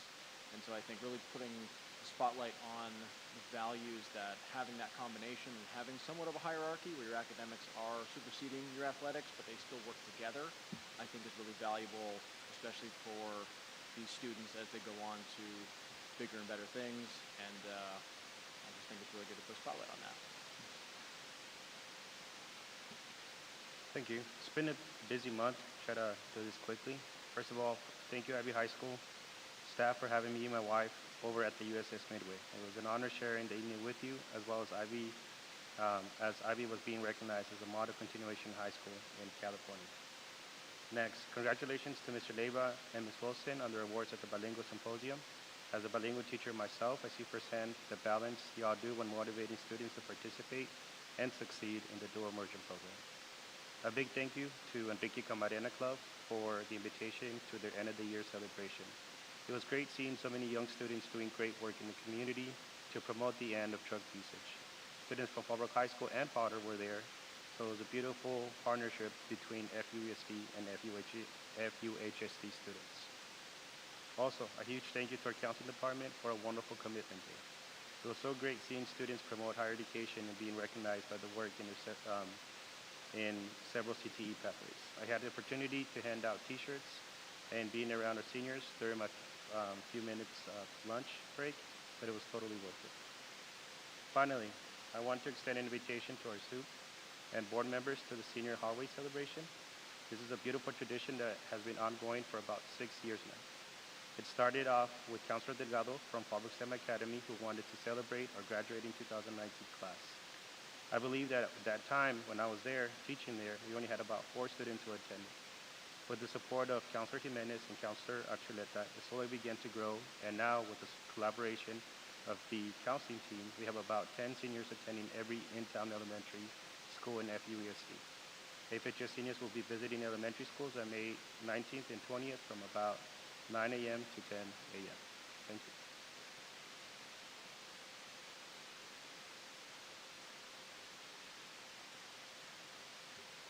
Next, we have report from Superintendent.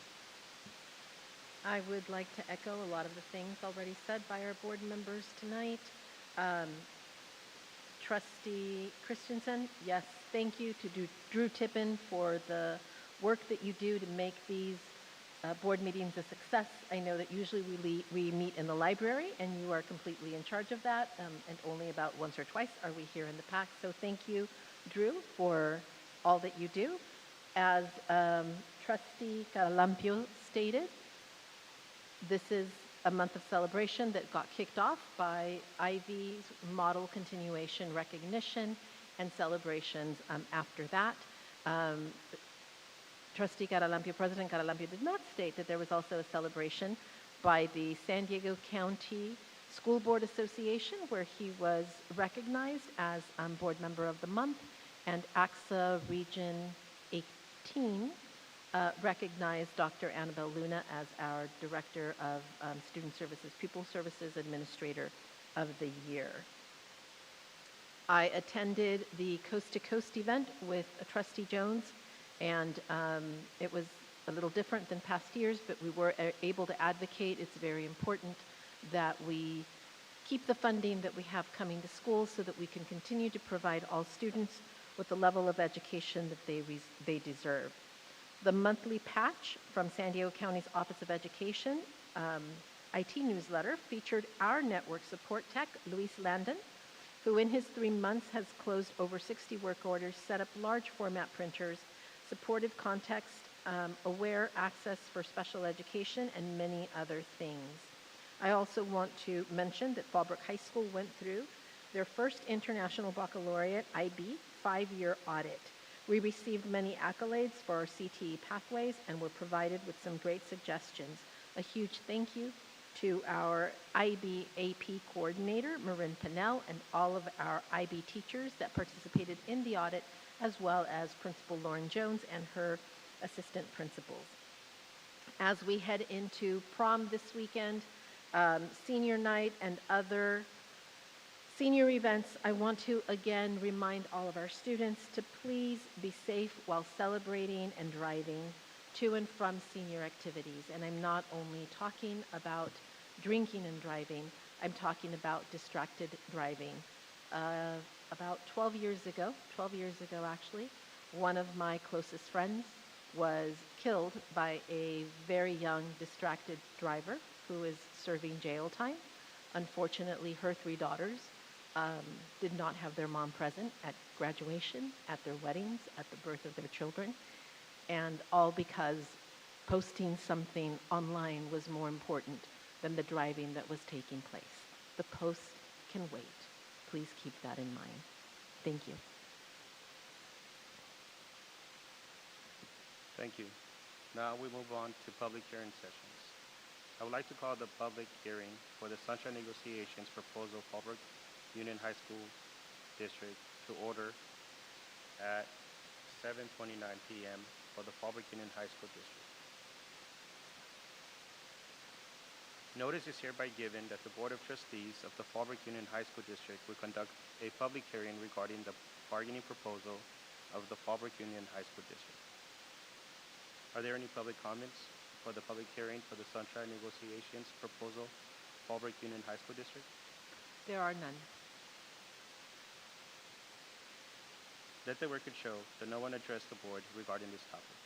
I am adjourning the public hearing at 7:30 p.m.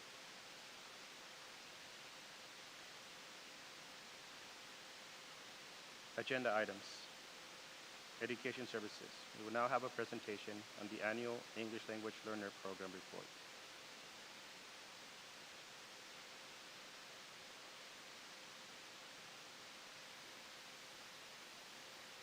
Good evening. So I do have some information this evening for you about our English Language Learner Program. You can click to the next slide.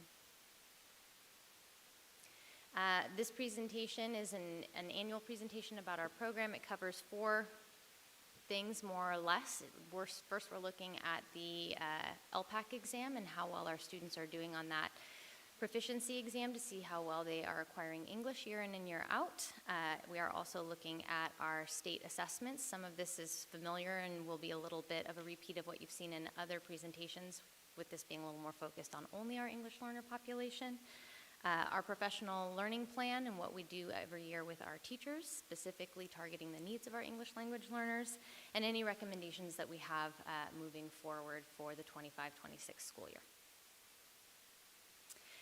This is and you can click it 2 more times, this is an annual process. We always get feedback during our ELAC meetings, our district DLAC meetings from our English language learner parents. We compile data. We also do a needs assessment that we send out to our parents. We have them take it during ELAC meetings, and then we do personal phone calls even to walk parents through the survey so that we can make sure we're getting parent voice and feedback in terms of how our program is going. And then one more. This is our I won't read all the bits and pieces to you. You can read it yourself, but some highlights here. This is our population of our English language learners this year. This was pulled as recently as earlier this week. This is a little bit of a decrease from what we had earlier in the year. We were closer to about 475. We've had a variety of things in terms of our students redesignating as fluent English proficient, which is great. It's an accolade for our students because they've demonstrated proficiency. We've had students who've moved. We've had students who've dropped. A couple of the highlights here is when you think about our English language learners, sometimes people think it's a one-size-fits-all. It's a very diverse group of students. And what you'll actually notice is that about half of that population, even a little bit more than half, are actually what we call long-term English learners. So they've been in the U.S. school system for 6 years or more. And so when you look at that population and then you also look at the birth country and the home language survey, what you'll notice is a huge portion of our English language learners were actually born here in the U.S., but they are flagged when they start in a U.S. school system to take the LPAC exam, and based on their scores there, they're tested every year annually. And we have students, and I'll explain a little bit more about the exam in some subsequent slides, some reasons that they don't redesignate as fluent English proficient. We do have some successes that I want to highlight. First is our English language learner graduation rate. So the red is Fallbrook High School, gray San Diego County, and the green is California at large. You can see that pre-pandemic, we were actually above the county and California in terms of our graduation rate, and then our English learner population is one of our more struggling populations. So when the pandemic hit, they were more severely impacted than some of our other students. So you can see that dip there, and then we have been incrementally recovering since then with that large growth that you'll see from the 53% to the 67% for our graduation rate for our English language learners. Next. Some other areas that I'd like to highlight as a success. There was a period of time that, based on the suspension rates for our English language learners and our students with disabilities, we were in differentiated assistance with the state. We are not in differentiated assistance with the state for English learners this year, and our suspension rate has decreased. So that large block there is all of our students' suspension rates, and the lines are corresponding to the schools. So green is Ivy, the red is Fallbrook High School, and the more maroon line is district-wide, and those represent our English language learners. You can see that decrease from 22-23 to 23-24. Some additional successes, you'll see that from 22-23 to 23-24, it is incremental, but we did go up district-wide about 3% in the percent of students who are making gains or progress on that English language proficiency assessment. There are 4 scores there, and so that is scored by whether they move from a 1 to a 2 from one year to the next, and then there's some nuance there in the 2s and the 3s and whether or not they stay at a particular level. So we are seeing some incremental growth, and our ELD team is working very hard to align their standards and their assessments to the things that would be on that proficiency exam, so that students are really accurately representing what they are learning here at the schools. This is similar. It's our LPAC data as well. That black line is the state. That dash is our goal and what we've set for ourselves in our local control accountability plan. But this is the percent of students district and at Fallbrook High School who are scoring 4s on the LPAC exam. And so it is an exam that has 4 levels. 4 is the highest that you can get. So that 5% up to that 7.9% district-wide, we're seeing some of that incremental growth at the students who are scoring 4s. A couple highlights here. I know it's a lot to look at. On the left is the LPAC exam looks really at oral language and written language. And within oral language, those scores are a compilation of their speaking and their listening scores. And the written language is a compilation of their reading and their writing scores. So you'll notice that on the left, these are for Fallbrook High School, and overall, we actually have 35% of the students who are scoring 3s on the LPAC exams, they are primed to get up to that highest level of a 4.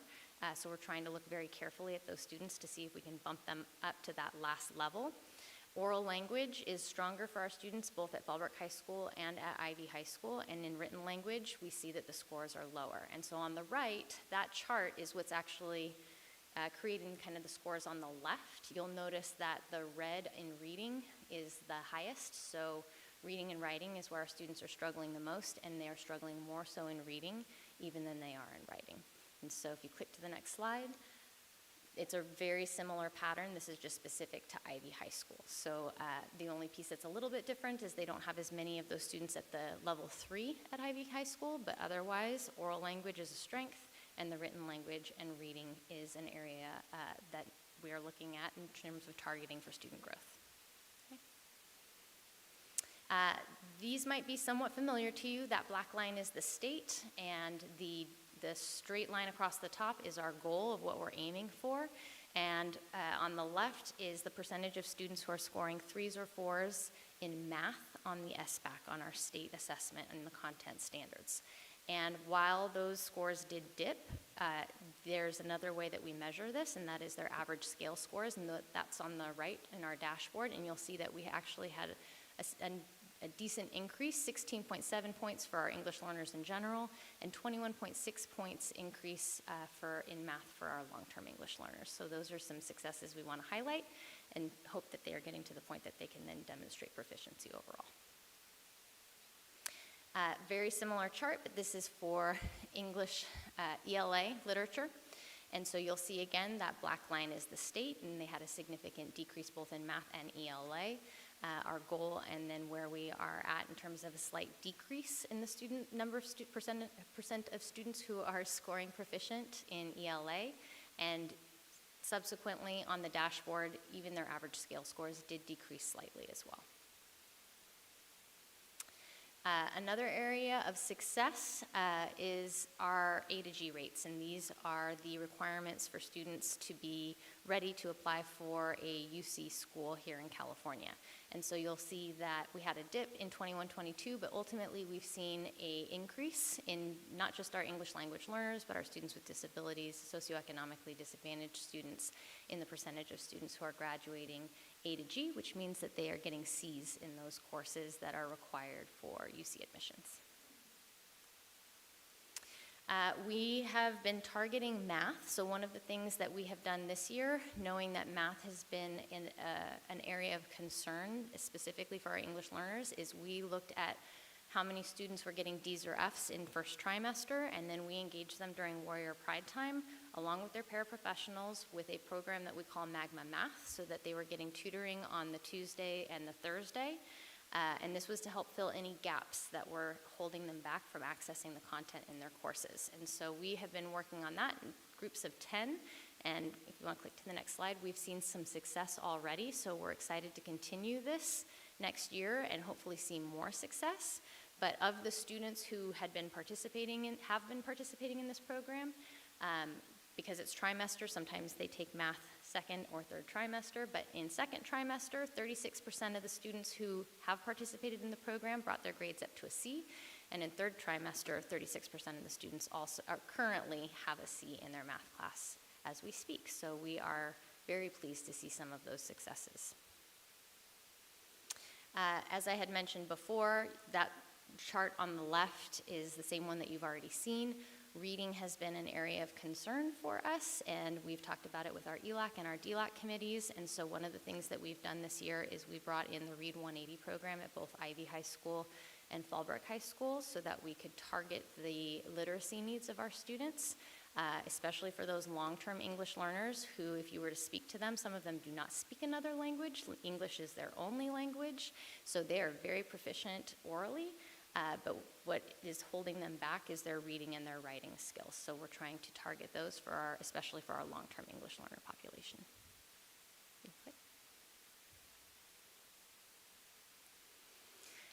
Professional learning, we do a variety of things, and we are really focusing on not just our English language learners, but our students with disabilities. Every year we do a 2-day training for any new staff members, and then veteran staff members who'd like to participate or get a refresher, get to learn about our ELD standards. They participate in student panels. They go on home visits so that they can learn a little bit about our families here in the community.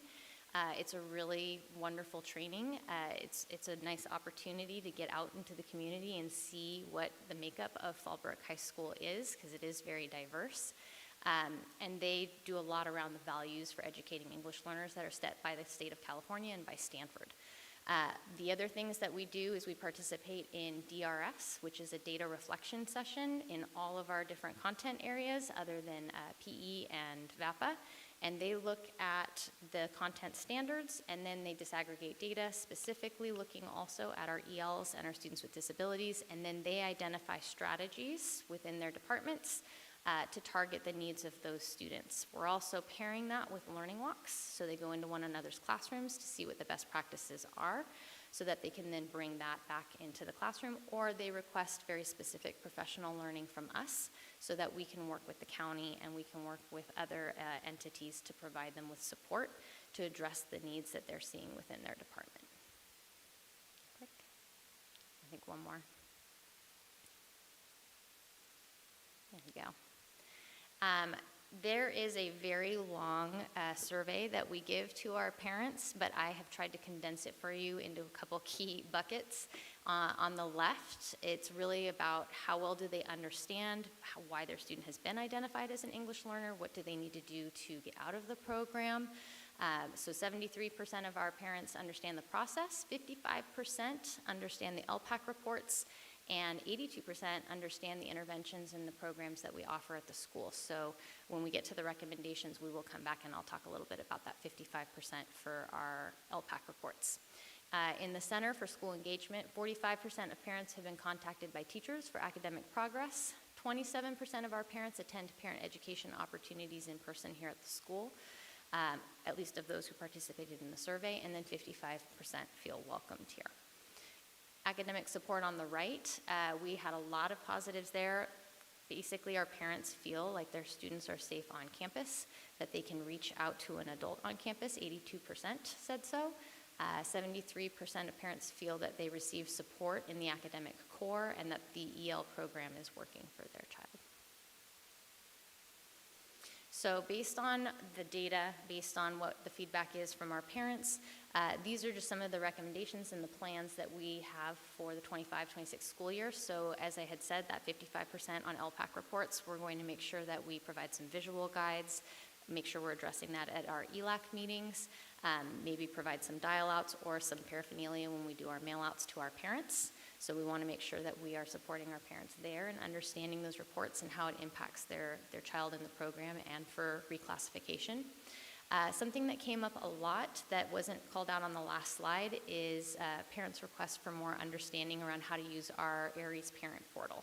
So one of the things that we're looking at is trying to provide some trainings for our parents to access Aries parent portal so that they can monitor students' grades in the moment, understand how they can contact the school then if they have questions. One of the things we're looking at is how we could implement that through our Saturday Academy. I don't think it's just our English language learner parents who might appreciate it. I think if we were to offer it in Spanish and English as well, we'd probably have other parents who would be interested. For academics and teacher communication, in the past, we've actually done a counselor conference week where we pull students who are struggling and we have roving subs, and then parents are able to come in and meet directly with teacher, counselor, and student to make sure that we're keeping students on track. So it's something we're looking at whether or not we can fit that in terms of everybody's schedules and implement that effectively. We want to continue our learning walks, our data reflection sessions, which are putting a highlight on these students, continuing our ELD standards training, and we train our bilingual paraprofessionals every year. So we're looking at continuing that, but then seeing where there are opportunities that we can bring our paraprofessionals into some of the other trainings we're doing with our teachers. And then last but not least, Read 180. We've started that this year. We will continue that next year and start tracking growth of students, continuing our Warrior Pride Time math tutorials. And per DA in previous years, we've actually are looking at whether it would be effective to bring in an education course where we can actually utilize some of our own students as mentors and tutors, where we could be farming them out into other classes to support our students. So those are some of the things that we are looking at either continuing or implementing next year to address some of the things in the program. All right. And that's all I have for I them. do have a couple questions. Yeah. First off, thank you for putting this together. This is extremely helpful. Couple of questions and thoughts. Having been raised bilingually, German was my native language, and so I was fluent in it until we moved to Germany. And my parents realized that they had never taught us to read or write. And so we actually went through rigorous 2 hours a day reading and writing, and within a year we're fluent in doing that. And so I do like the fact that there is a reading program and that Warrior Time's addressing that. But I do wonder if it needs to be more than twice a week to really achieve an outcome quicker than sooner than later. I really do also think the student tutoring thing is a really key capacity to that. Having been a child that moved back and forth between one country and another and jumping between one language and another, my sister and I learned best when we were with the kids of the language we were at the time. So when we were in the States and we spoke English, we learned the most speaking with kids. And the same thing when we were in Germany, we learned most by interacting with the kids. So I do think that's a crucial program. My one other question is in terms of the math scores with the Warrior Pride Time. Are the students mandated to participate with that, the groups of 10, or do they have the choice to do that? How does that work? So we have a system of communication with the parents. So once they're selected, we send notification to the parents that they are participating. We actually have an opt-out process, so they are put in, and then if parents want to pull them out, we just have a simple process that says we're communicating their grades to the parents, we're communicating their scores on the benchmark exams, and if the parent still wants to take them out of the support, they are welcome to do so. Okay. And then my final question would be, a little concerned about the school engagement numbers, which I'm sure you are too, and I know you're doing a lot to address that.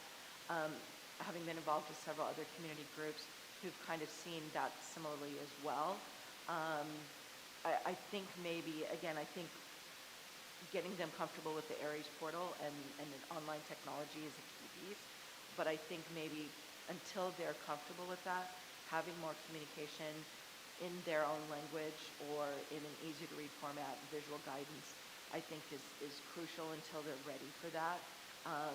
Again, I speak as somebody as an immigrant. My mother never set foot on any of my school campuses while in America because she never felt comfortable linguistically to do that. So I want our parents to feel more, I want more than 27% of our student parents to come to our school events. And so that to me is a really crucial target goal to go to. Absolutely. I have two questions. I'll make them super quick. One, we compare to the state and the county, but we're such a diverse community. Do we have any communities, even in the state, that we can kind of compare to as far as, and it shouldn't necessarily be a comparison, but just to maybe get an idea of where we're at. Because our community is so diverse, a lot of these students go home and they're not speaking English at home, or their families don't speak English, so the only time they're getting is twice a week at school. Where are we, or maybe that's something in the future that we could look at as in a comparison, if there's communities that are similar, and if we're, say, significantly below them, what are they doing that's different than what we're doing? Maybe that's rhetorical, just something that I'm curious about.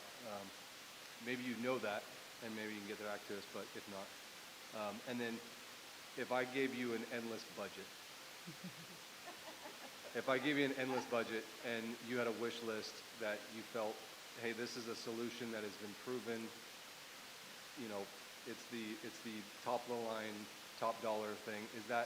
Are there things out there that, yes, they're costly, or ideas that we maybe can't afford, but there are things that are out there that are opportunities that would increase those numbers with that endless budget opportunity?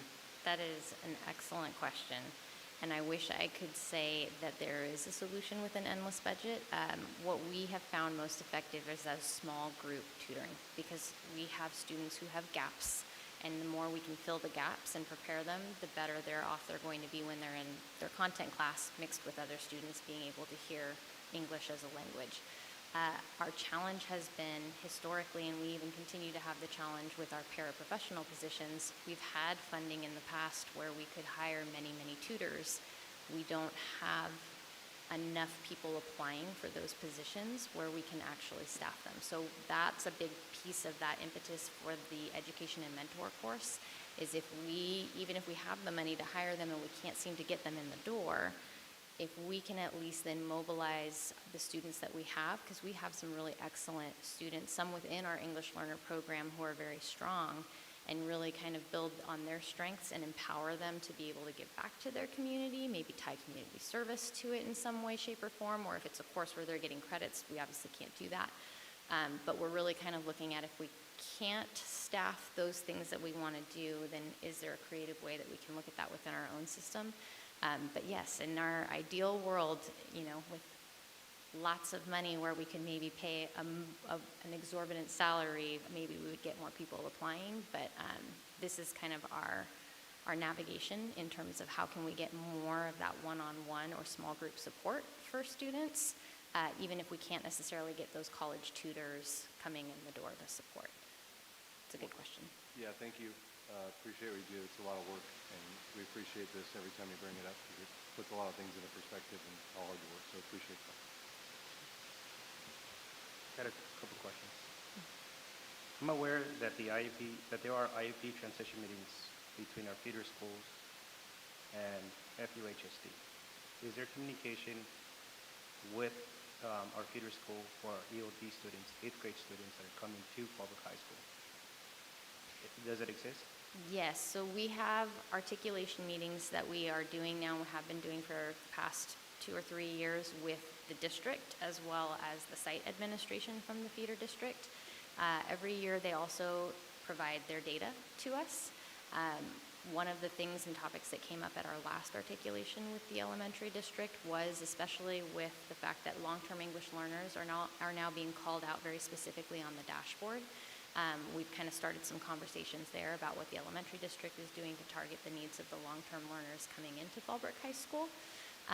So they've been very, very open to those conversations, which has been really great.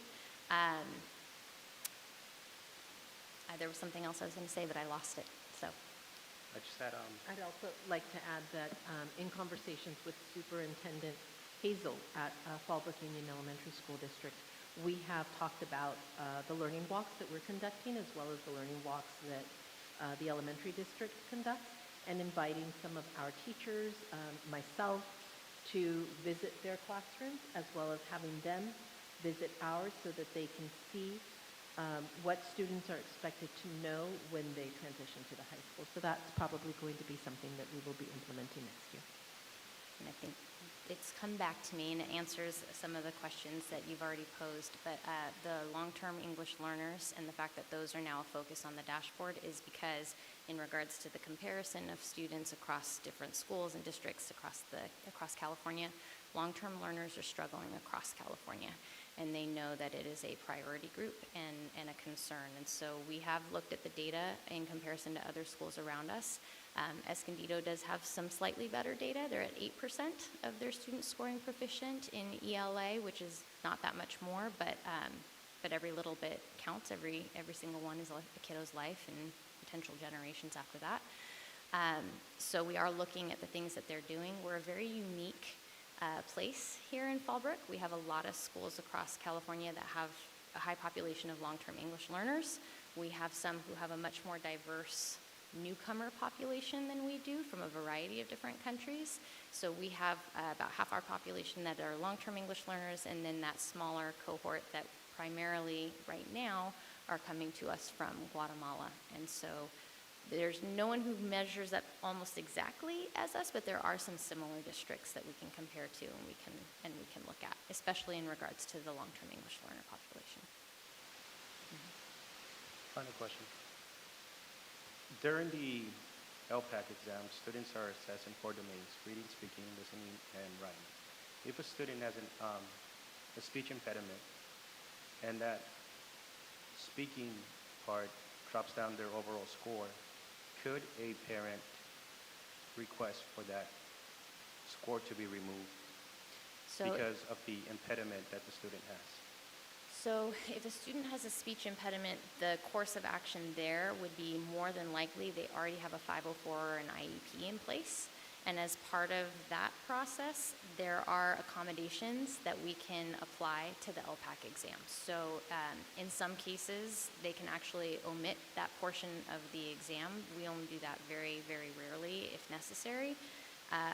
But there are some different things that can be provided in terms of designated or accommodation supports when they take the exam.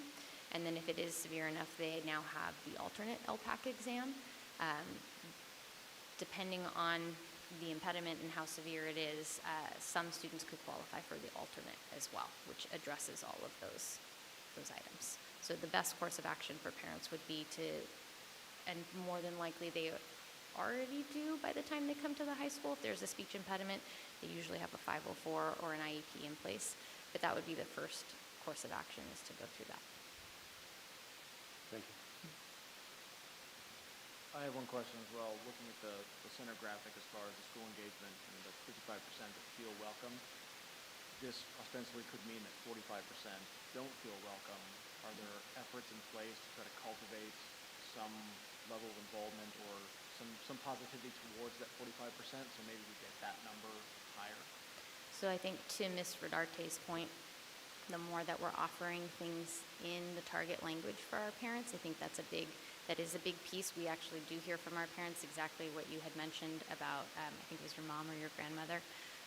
If they don't feel like it's there in their language, it's already a foreign system for a lot of them, so then it makes them even more nervous to come and try to engage in that process if they don't have the language. So the more that we're offering that, the better. Things like our biliteracy ceremony tomorrow, also to honor and to hold up our students who are multilingual and the families that are multilingual, go a long way. The other things that we are looking at, and part of that is the teacher communication and those conferences, is when there's communication from somebody that parents recognize or know from the school, that really helps to increase their comfort in terms of being able to access the system. So the more that we have our teachers and our bilingual paras reaching out to them directly in voice-to-voice communications, then they feel a little more comfortable reaching out in terms of by email or things along those lines. We get usually our best success, and we get our 27% even showing up at our meetings now, because our bilingual paras do a really exceptional job. Every single Wednesday, we give them a list, and we say, please call these families personally, so it's not a robocall, and make sure you invite them to an event. And then we take our data from that. A lot of times our families are either busy or sometimes working in the evenings, or we provide childcare to try to make that a little bit easier when they come on campus. But we do have a lot of conversations about how to increase that teacher communication with our families, and a lot about our front office staff as well, making sure that we're providing the support there so that families, when they do come to campus, feel welcome as soon as they come on campus as well. And I'd like to add, as part of the Community Engagement Initiative, Cohort 5, that we are a part of with Ivy High School staff and parents, what we are hearing over and over from schools across the state is that for our English learner families, what makes the biggest difference in having them engage is that personal phone call and not speaking in acronyms to them, just making it very, very simple, calling the house, not a robocall, and the schools across the state are seeing results, and we're seeing that as well. I would imagine too, fellow parents that are active, they would be a big help to then bring those in. If you knew there was a buddy that was going with you, that was already comfortable, I think that would help a lot as well, which I know is a big part of ELAC and DLAC. So thank you very much for all you do. Just real quick, I don't really have any questions. I just have a couple points I want to make. I'll be very quick. First of all, thank you personally. I know how important this topic is to you and how hard you work at this. So I want to say thank you for sticking with it as long as you have, and the good work you're doing. And I'd like you to extend that.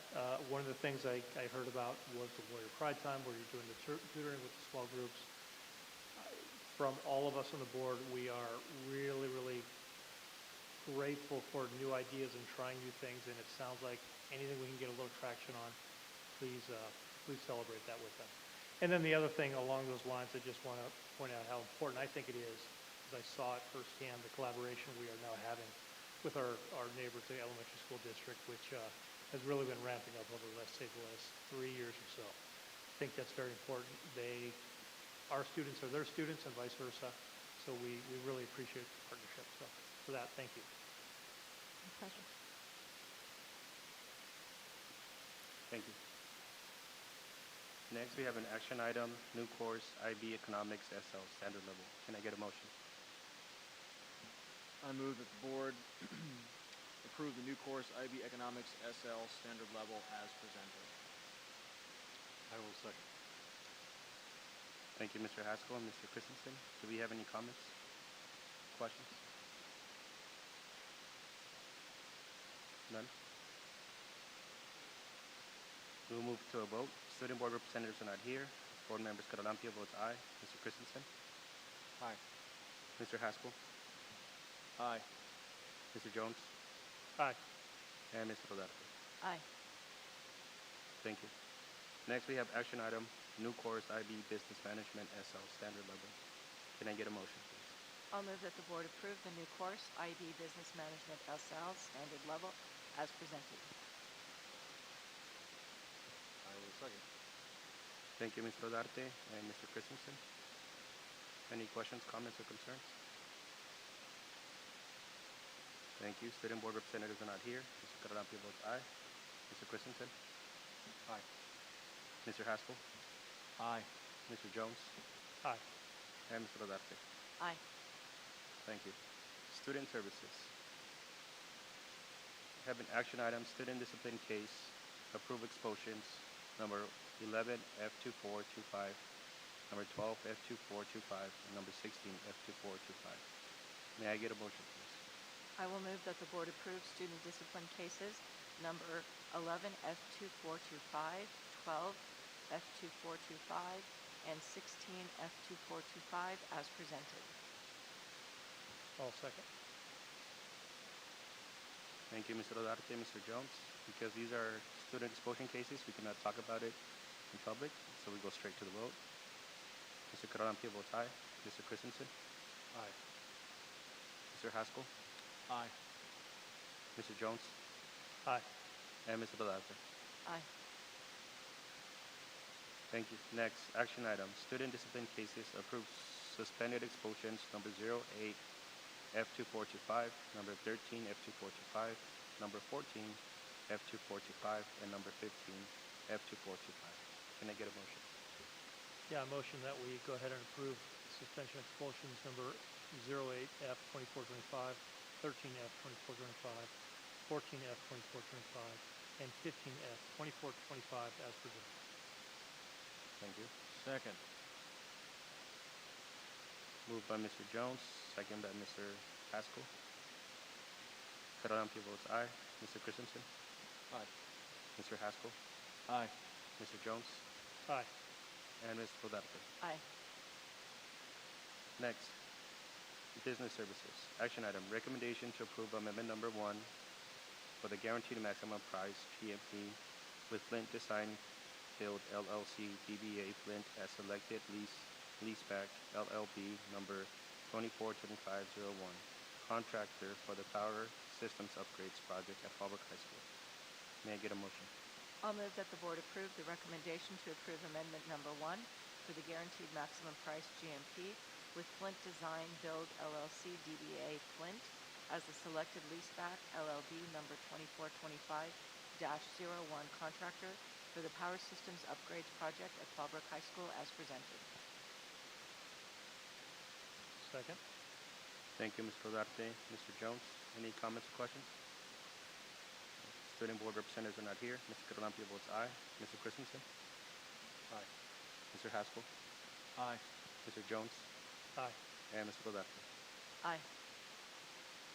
Action item number 2, approve resolution 20-2425 declaring the futility of bidding for prime contractor potential change order number 042, Ag Department existing classrooms 501, canopy repairs.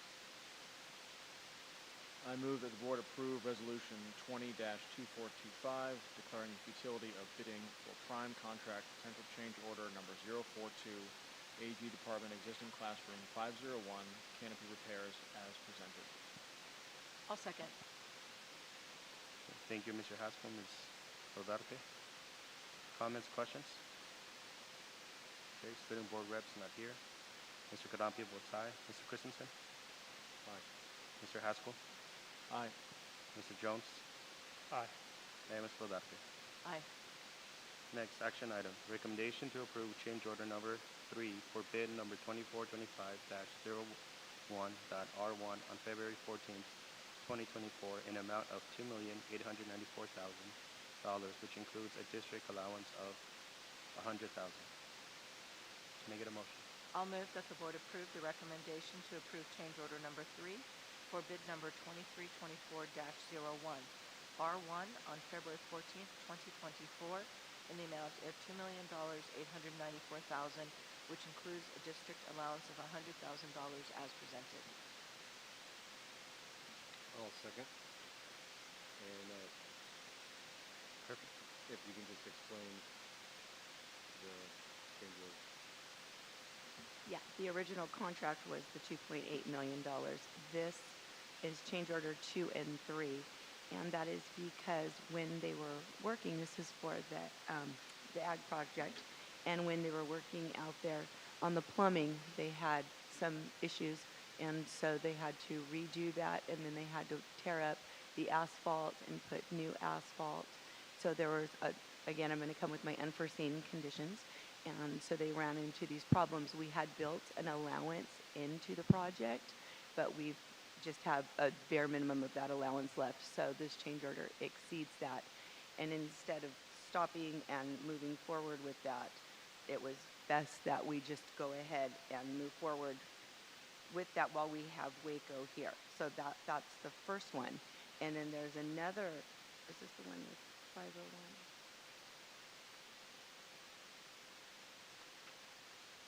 With room 501. Let me see. Hold on. Okay. So yeah. So this one is the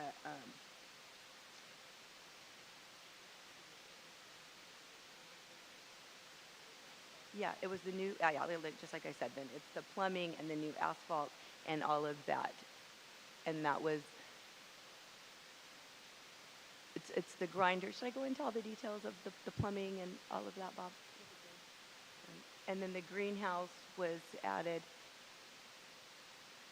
Yeah, I the details are great, but I'm just looking at, it's not a change order of 2.8 million. No. It's just how it's worded. But the change order is for 2 and 3, 130,000 and 687, and that was for the downtime. So it's a change order of 6 something. We just didn't have the unforeseen was 100,000. So because it's over that, that's the change order to keep the process rolling. Correct. Correct. And this is from the Prop 16 funds, correct? No, the ag project began with our developer fees. We have now exhausted our developer fees, so we are now using some of our bond funds. But when we get to the end of the year, we'll see, because the electrical project that we just voted on earlier is being paid with bond funds. So this one may have to dip into some general fund or our capital fund 40 to keep this project going. That's why it says there that there's Measure A funds, and it's not to exceed. But these are the change orders are the additional 89,316. Yeah, on the plumbing side of it, what had happened is that there was an error somewhere where they had initially started to install a 2-inch line for a restroom. The issue was that the 2-inch line for a restroom does not work. It's for gray water only. Mistakenly, it was thought that what it was going to be, but it had to be torn out. The sewage pump that was purchased was not the correct one, so the correct one had to be purchased, and everything had to be backfilled again and purchased and reinstalled the proper way with a 4-inch.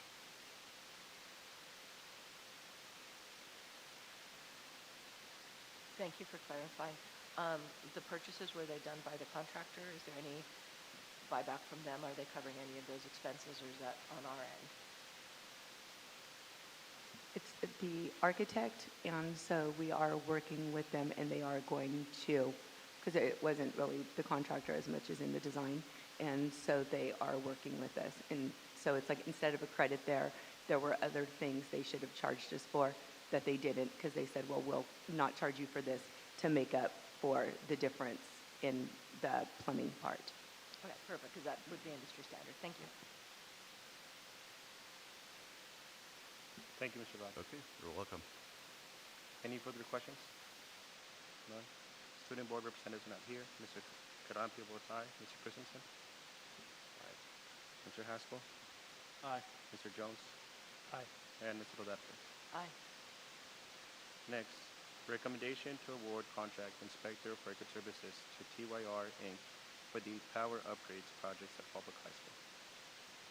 I'll go to motion to award the contract to the Inspector of Record to TYR Incorporated for the power upgrades project for the Fallbrook High School. As presented. Second. Thank you. Moved by Mr. Jones, second by Mr. Haskell. Any comments or questions? Student board reps are not here. Mr. Carrampio votes aye. Mr. Christensen? Aye. Mr. Haskell? Aye. Mr. Jones? Aye. And Mr. Rodarte? Aye. Next, action item, recommendation to award contract lab of record services to Curie Engineering and Testing, Inc. for the power upgrades projects at Fallbrook High School. I'll move that the board approve recommendation to award contract lab of record services to Corey Engineering and Testing Incorporated for the power upgrades project at Fallbrook High School. Sorry, turning the page. As presented. I'll second. Thank you. Any comments, questions? None? Student board reps are not here. Mr. Carrampio votes aye. Mr. Christensen? Aye. Mr. Haskell? Aye. Mr. Jones? Aye. And Mr. Rodarte? Aye.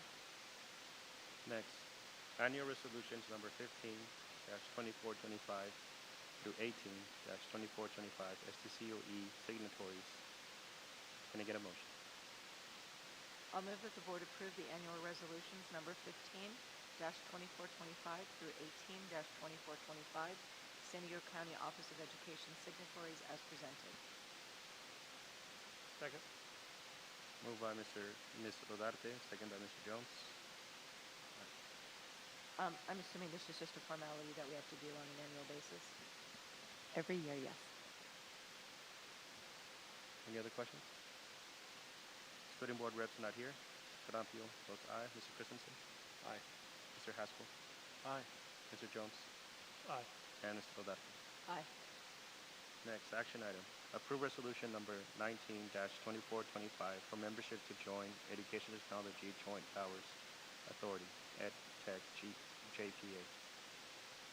I'll move for the action item, approve resolution number 19-2425 for membership to join Education Technology Joint Powers Authority, EdTech JPA.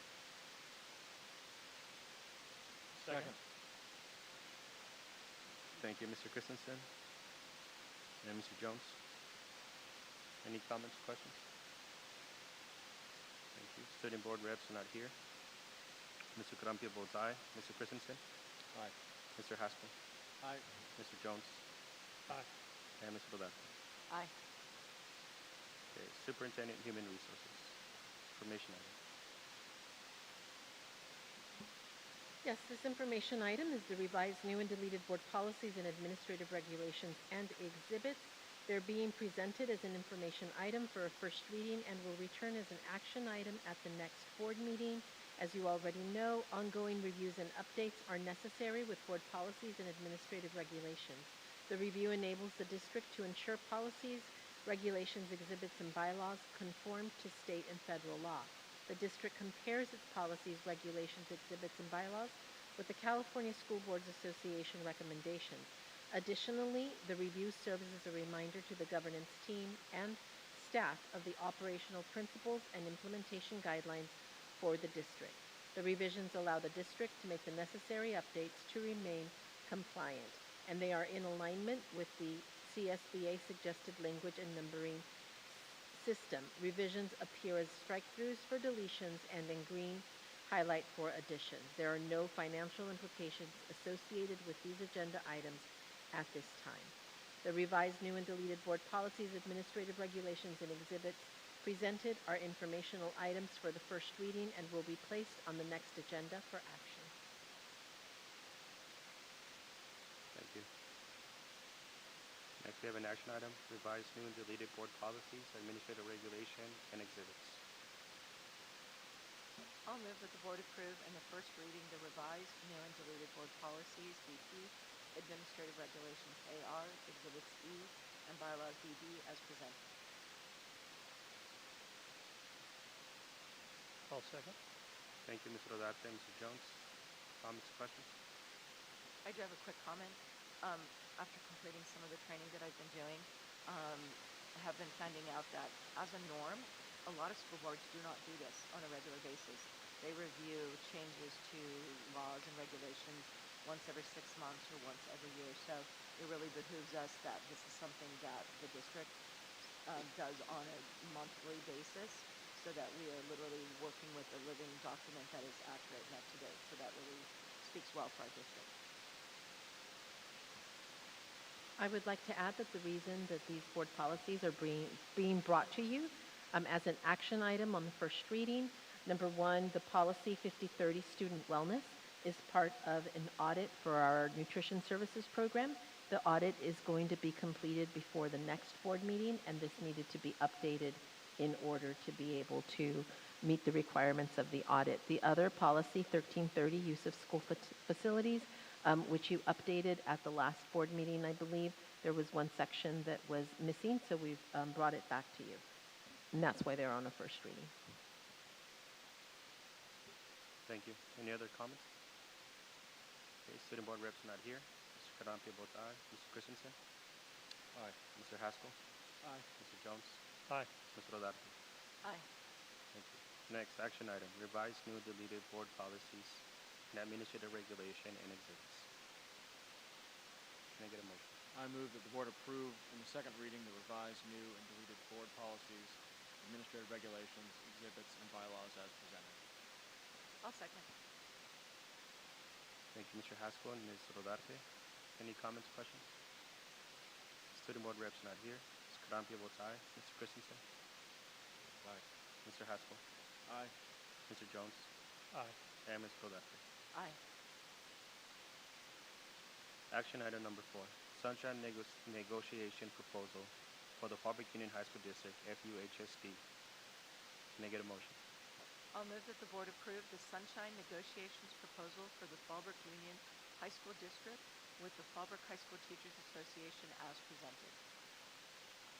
Second. Okay, moved by Ms. Goldaski, second by Mr. Haskell. Any comments, questions? Would this be appropriate to update, or are we still in the process of working on this, so it would not be? I don't understand the question, but at the last board meeting, the Fallbrook High School Teachers Association sunshined their proposals, what they're looking to negotiate on when we begin negotiations in the fall. And now the district is putting forth the articles that we wish to negotiate on. Perfect, thank you. Any other comments, questions? Thank you. Student Board Reps not here. Ms. Carampio votes aye. Mr. Christensen? Aye. Mr. Haskell? Aye. Mr. Jones? Aye. Ms. Goldaski? Aye. Thank you. Consent agenda.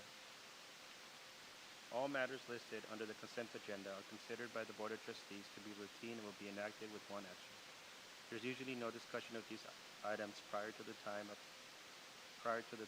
the Board of Trustees vote, and a motion unless members of the board request specific items to be discussed or deleted from the consent agenda.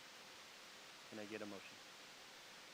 I move that the board approve the consent agenda as presented. Second. Thank you, Mr. Haskell and Mr. Jones. Any comments, questions? Student Board Reps not here. Mr. Carampio votes aye. Mr. Christensen? Aye. Mr. Haskell? Aye. Mr. Jones? Aye. And Ms. Goldaski? Aye. Thank you.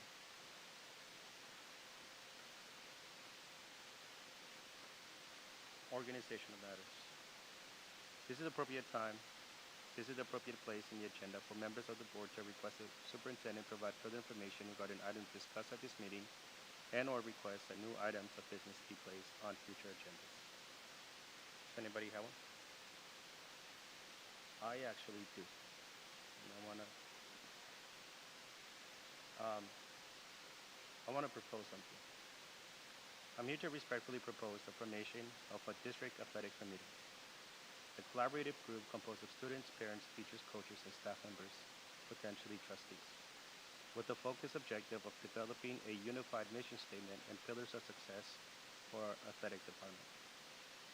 Our athletic program serves as a cornerstone of the student experience. They foster character, discipline, leadership, and teamwork, skills that extend far beyond the playing field. To build on a strong foundation already in place, we believe it is time to formally articulate the guiding purpose and values of our athletic department. The purpose of this committee, the proposed committee will be responsible for the following. Number 1, developing a clear and inclusive mission statement that reflects our district's commitment to the holistic development of student athletes, focusing on integrity, academic success, athletic achievement, and personal growth. Number 2, identifying pillars of success that will serve as the core values of our athletic department. These pillars may include character and integrity, academic excellence, athletic performance, community engagement, and sportsmanship. Finally, providing a shared framework for decision-making that ensures all athletic programming, policies, and initiatives align with these values and support the success of every student athlete. By including diverse voices in this process, we not only promote transparency and equity, but we also empower our entire community to shape the future of our athletic programs. This committee will ensure that the mission we define is not only visionary, but actionable, inclusive, and sustainable. This is the strategic opportunity to unify our efforts and set a standard of excellence that will guide the athletic department for years to come. I respectfully ask for your support in approving the formation of such committee, and I look forward to the collaborative work ahead. So I have a couple of questions. Yes. Would this be different from the Principles of Victory with Honor that are already part of CIF and of schools that participate in CIF? Yes. So they would be in addition to? No, I just want a committee where we create a mission statement for our athletic department with pillars of success that can help us measure the program that we have in place. And the committee will be composed of parents, community members, coaches, staff, and again, potentially trustees. Okay. So it would be different from the council that the students have already put together? Okay. I think it would probably be an action item at a future meeting if the rest of the board is in agreement that it come back as an action item. I'm in agreement. I'm wondering if this is something that can be built off of the Student Athletic Advisory Committee to expand that. I'm not sure, they just presented, but I'm not sure like the extent of staff or trustees that are on it. But it seems like in line, I like what Oscar's saying. We don't have like a mission statement. We had mentioned it to Pat Walker. He didn't have like a personal mission statement, but we could use that committee and maybe expand on it. It's something that's new that we could utilize. I think they're kind of doing some of the same stuff. They talked about pillars through the athletics as well as educational side of it, but maybe use that committee that's already established and kind of expand on it if it's going well and they seem to enjoy it. So that council is already done, like they've already formed their committee and what they want their topics to be, but I think what would work is having some of the officers be a part of this committee, and I think just as the Ethnic Studies Committee was one that you were very invested in and your participation and input was invaluable, that maybe it be President Garalampio that participates in this committee in attending those meetings. Would it be possible to have 2 trustees? I mean, that's not breaking the Brown Act. It's not breaking the Brown Act. However, it's just cleaner if it's one. But I wouldn't be opposed. That would be up to the board.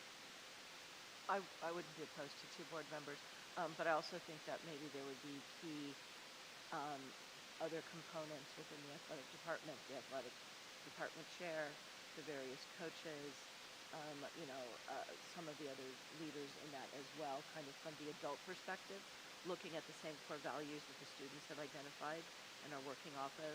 And they can kind of report to sort of, I want to say the adult group, this is the kids group, and then that would be the adult group, and having maybe more shareholders involved as well beyond just the board. But having 1 or 2 board members, I think, would be nice as well.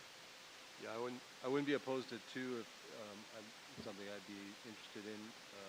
If that's something Oscar wanted to tackle between our 2 schedules, it may only be one of us that can show up on any given day, but working together on a schedule, just being present and having some influence or ideas from I'll say outside school perspective, but community perspective, and kind of puts the board in the limelight of some of that information. So then what I'm hearing is to bring it back as an action item to form a committee. I believe that'd be best. Yeah, I think an action item to form a committee would be appropriate. Do we have to vote on that to bring it back as an action item? No. Any other comments, questions, or concerns? Organizational matters? Thank you. Date and time of next meeting. The next regular meeting of the Board of Trustees will be held on Wednesday, June 11th, 2025 at 4:30 p.m. in the Fallbrook High School Library. Adjournment. There being no further business to come before the board, the regular meeting of May 14th, 2025 was adjourned at 8:29 p.m. by Oscar Carolán. Thank you.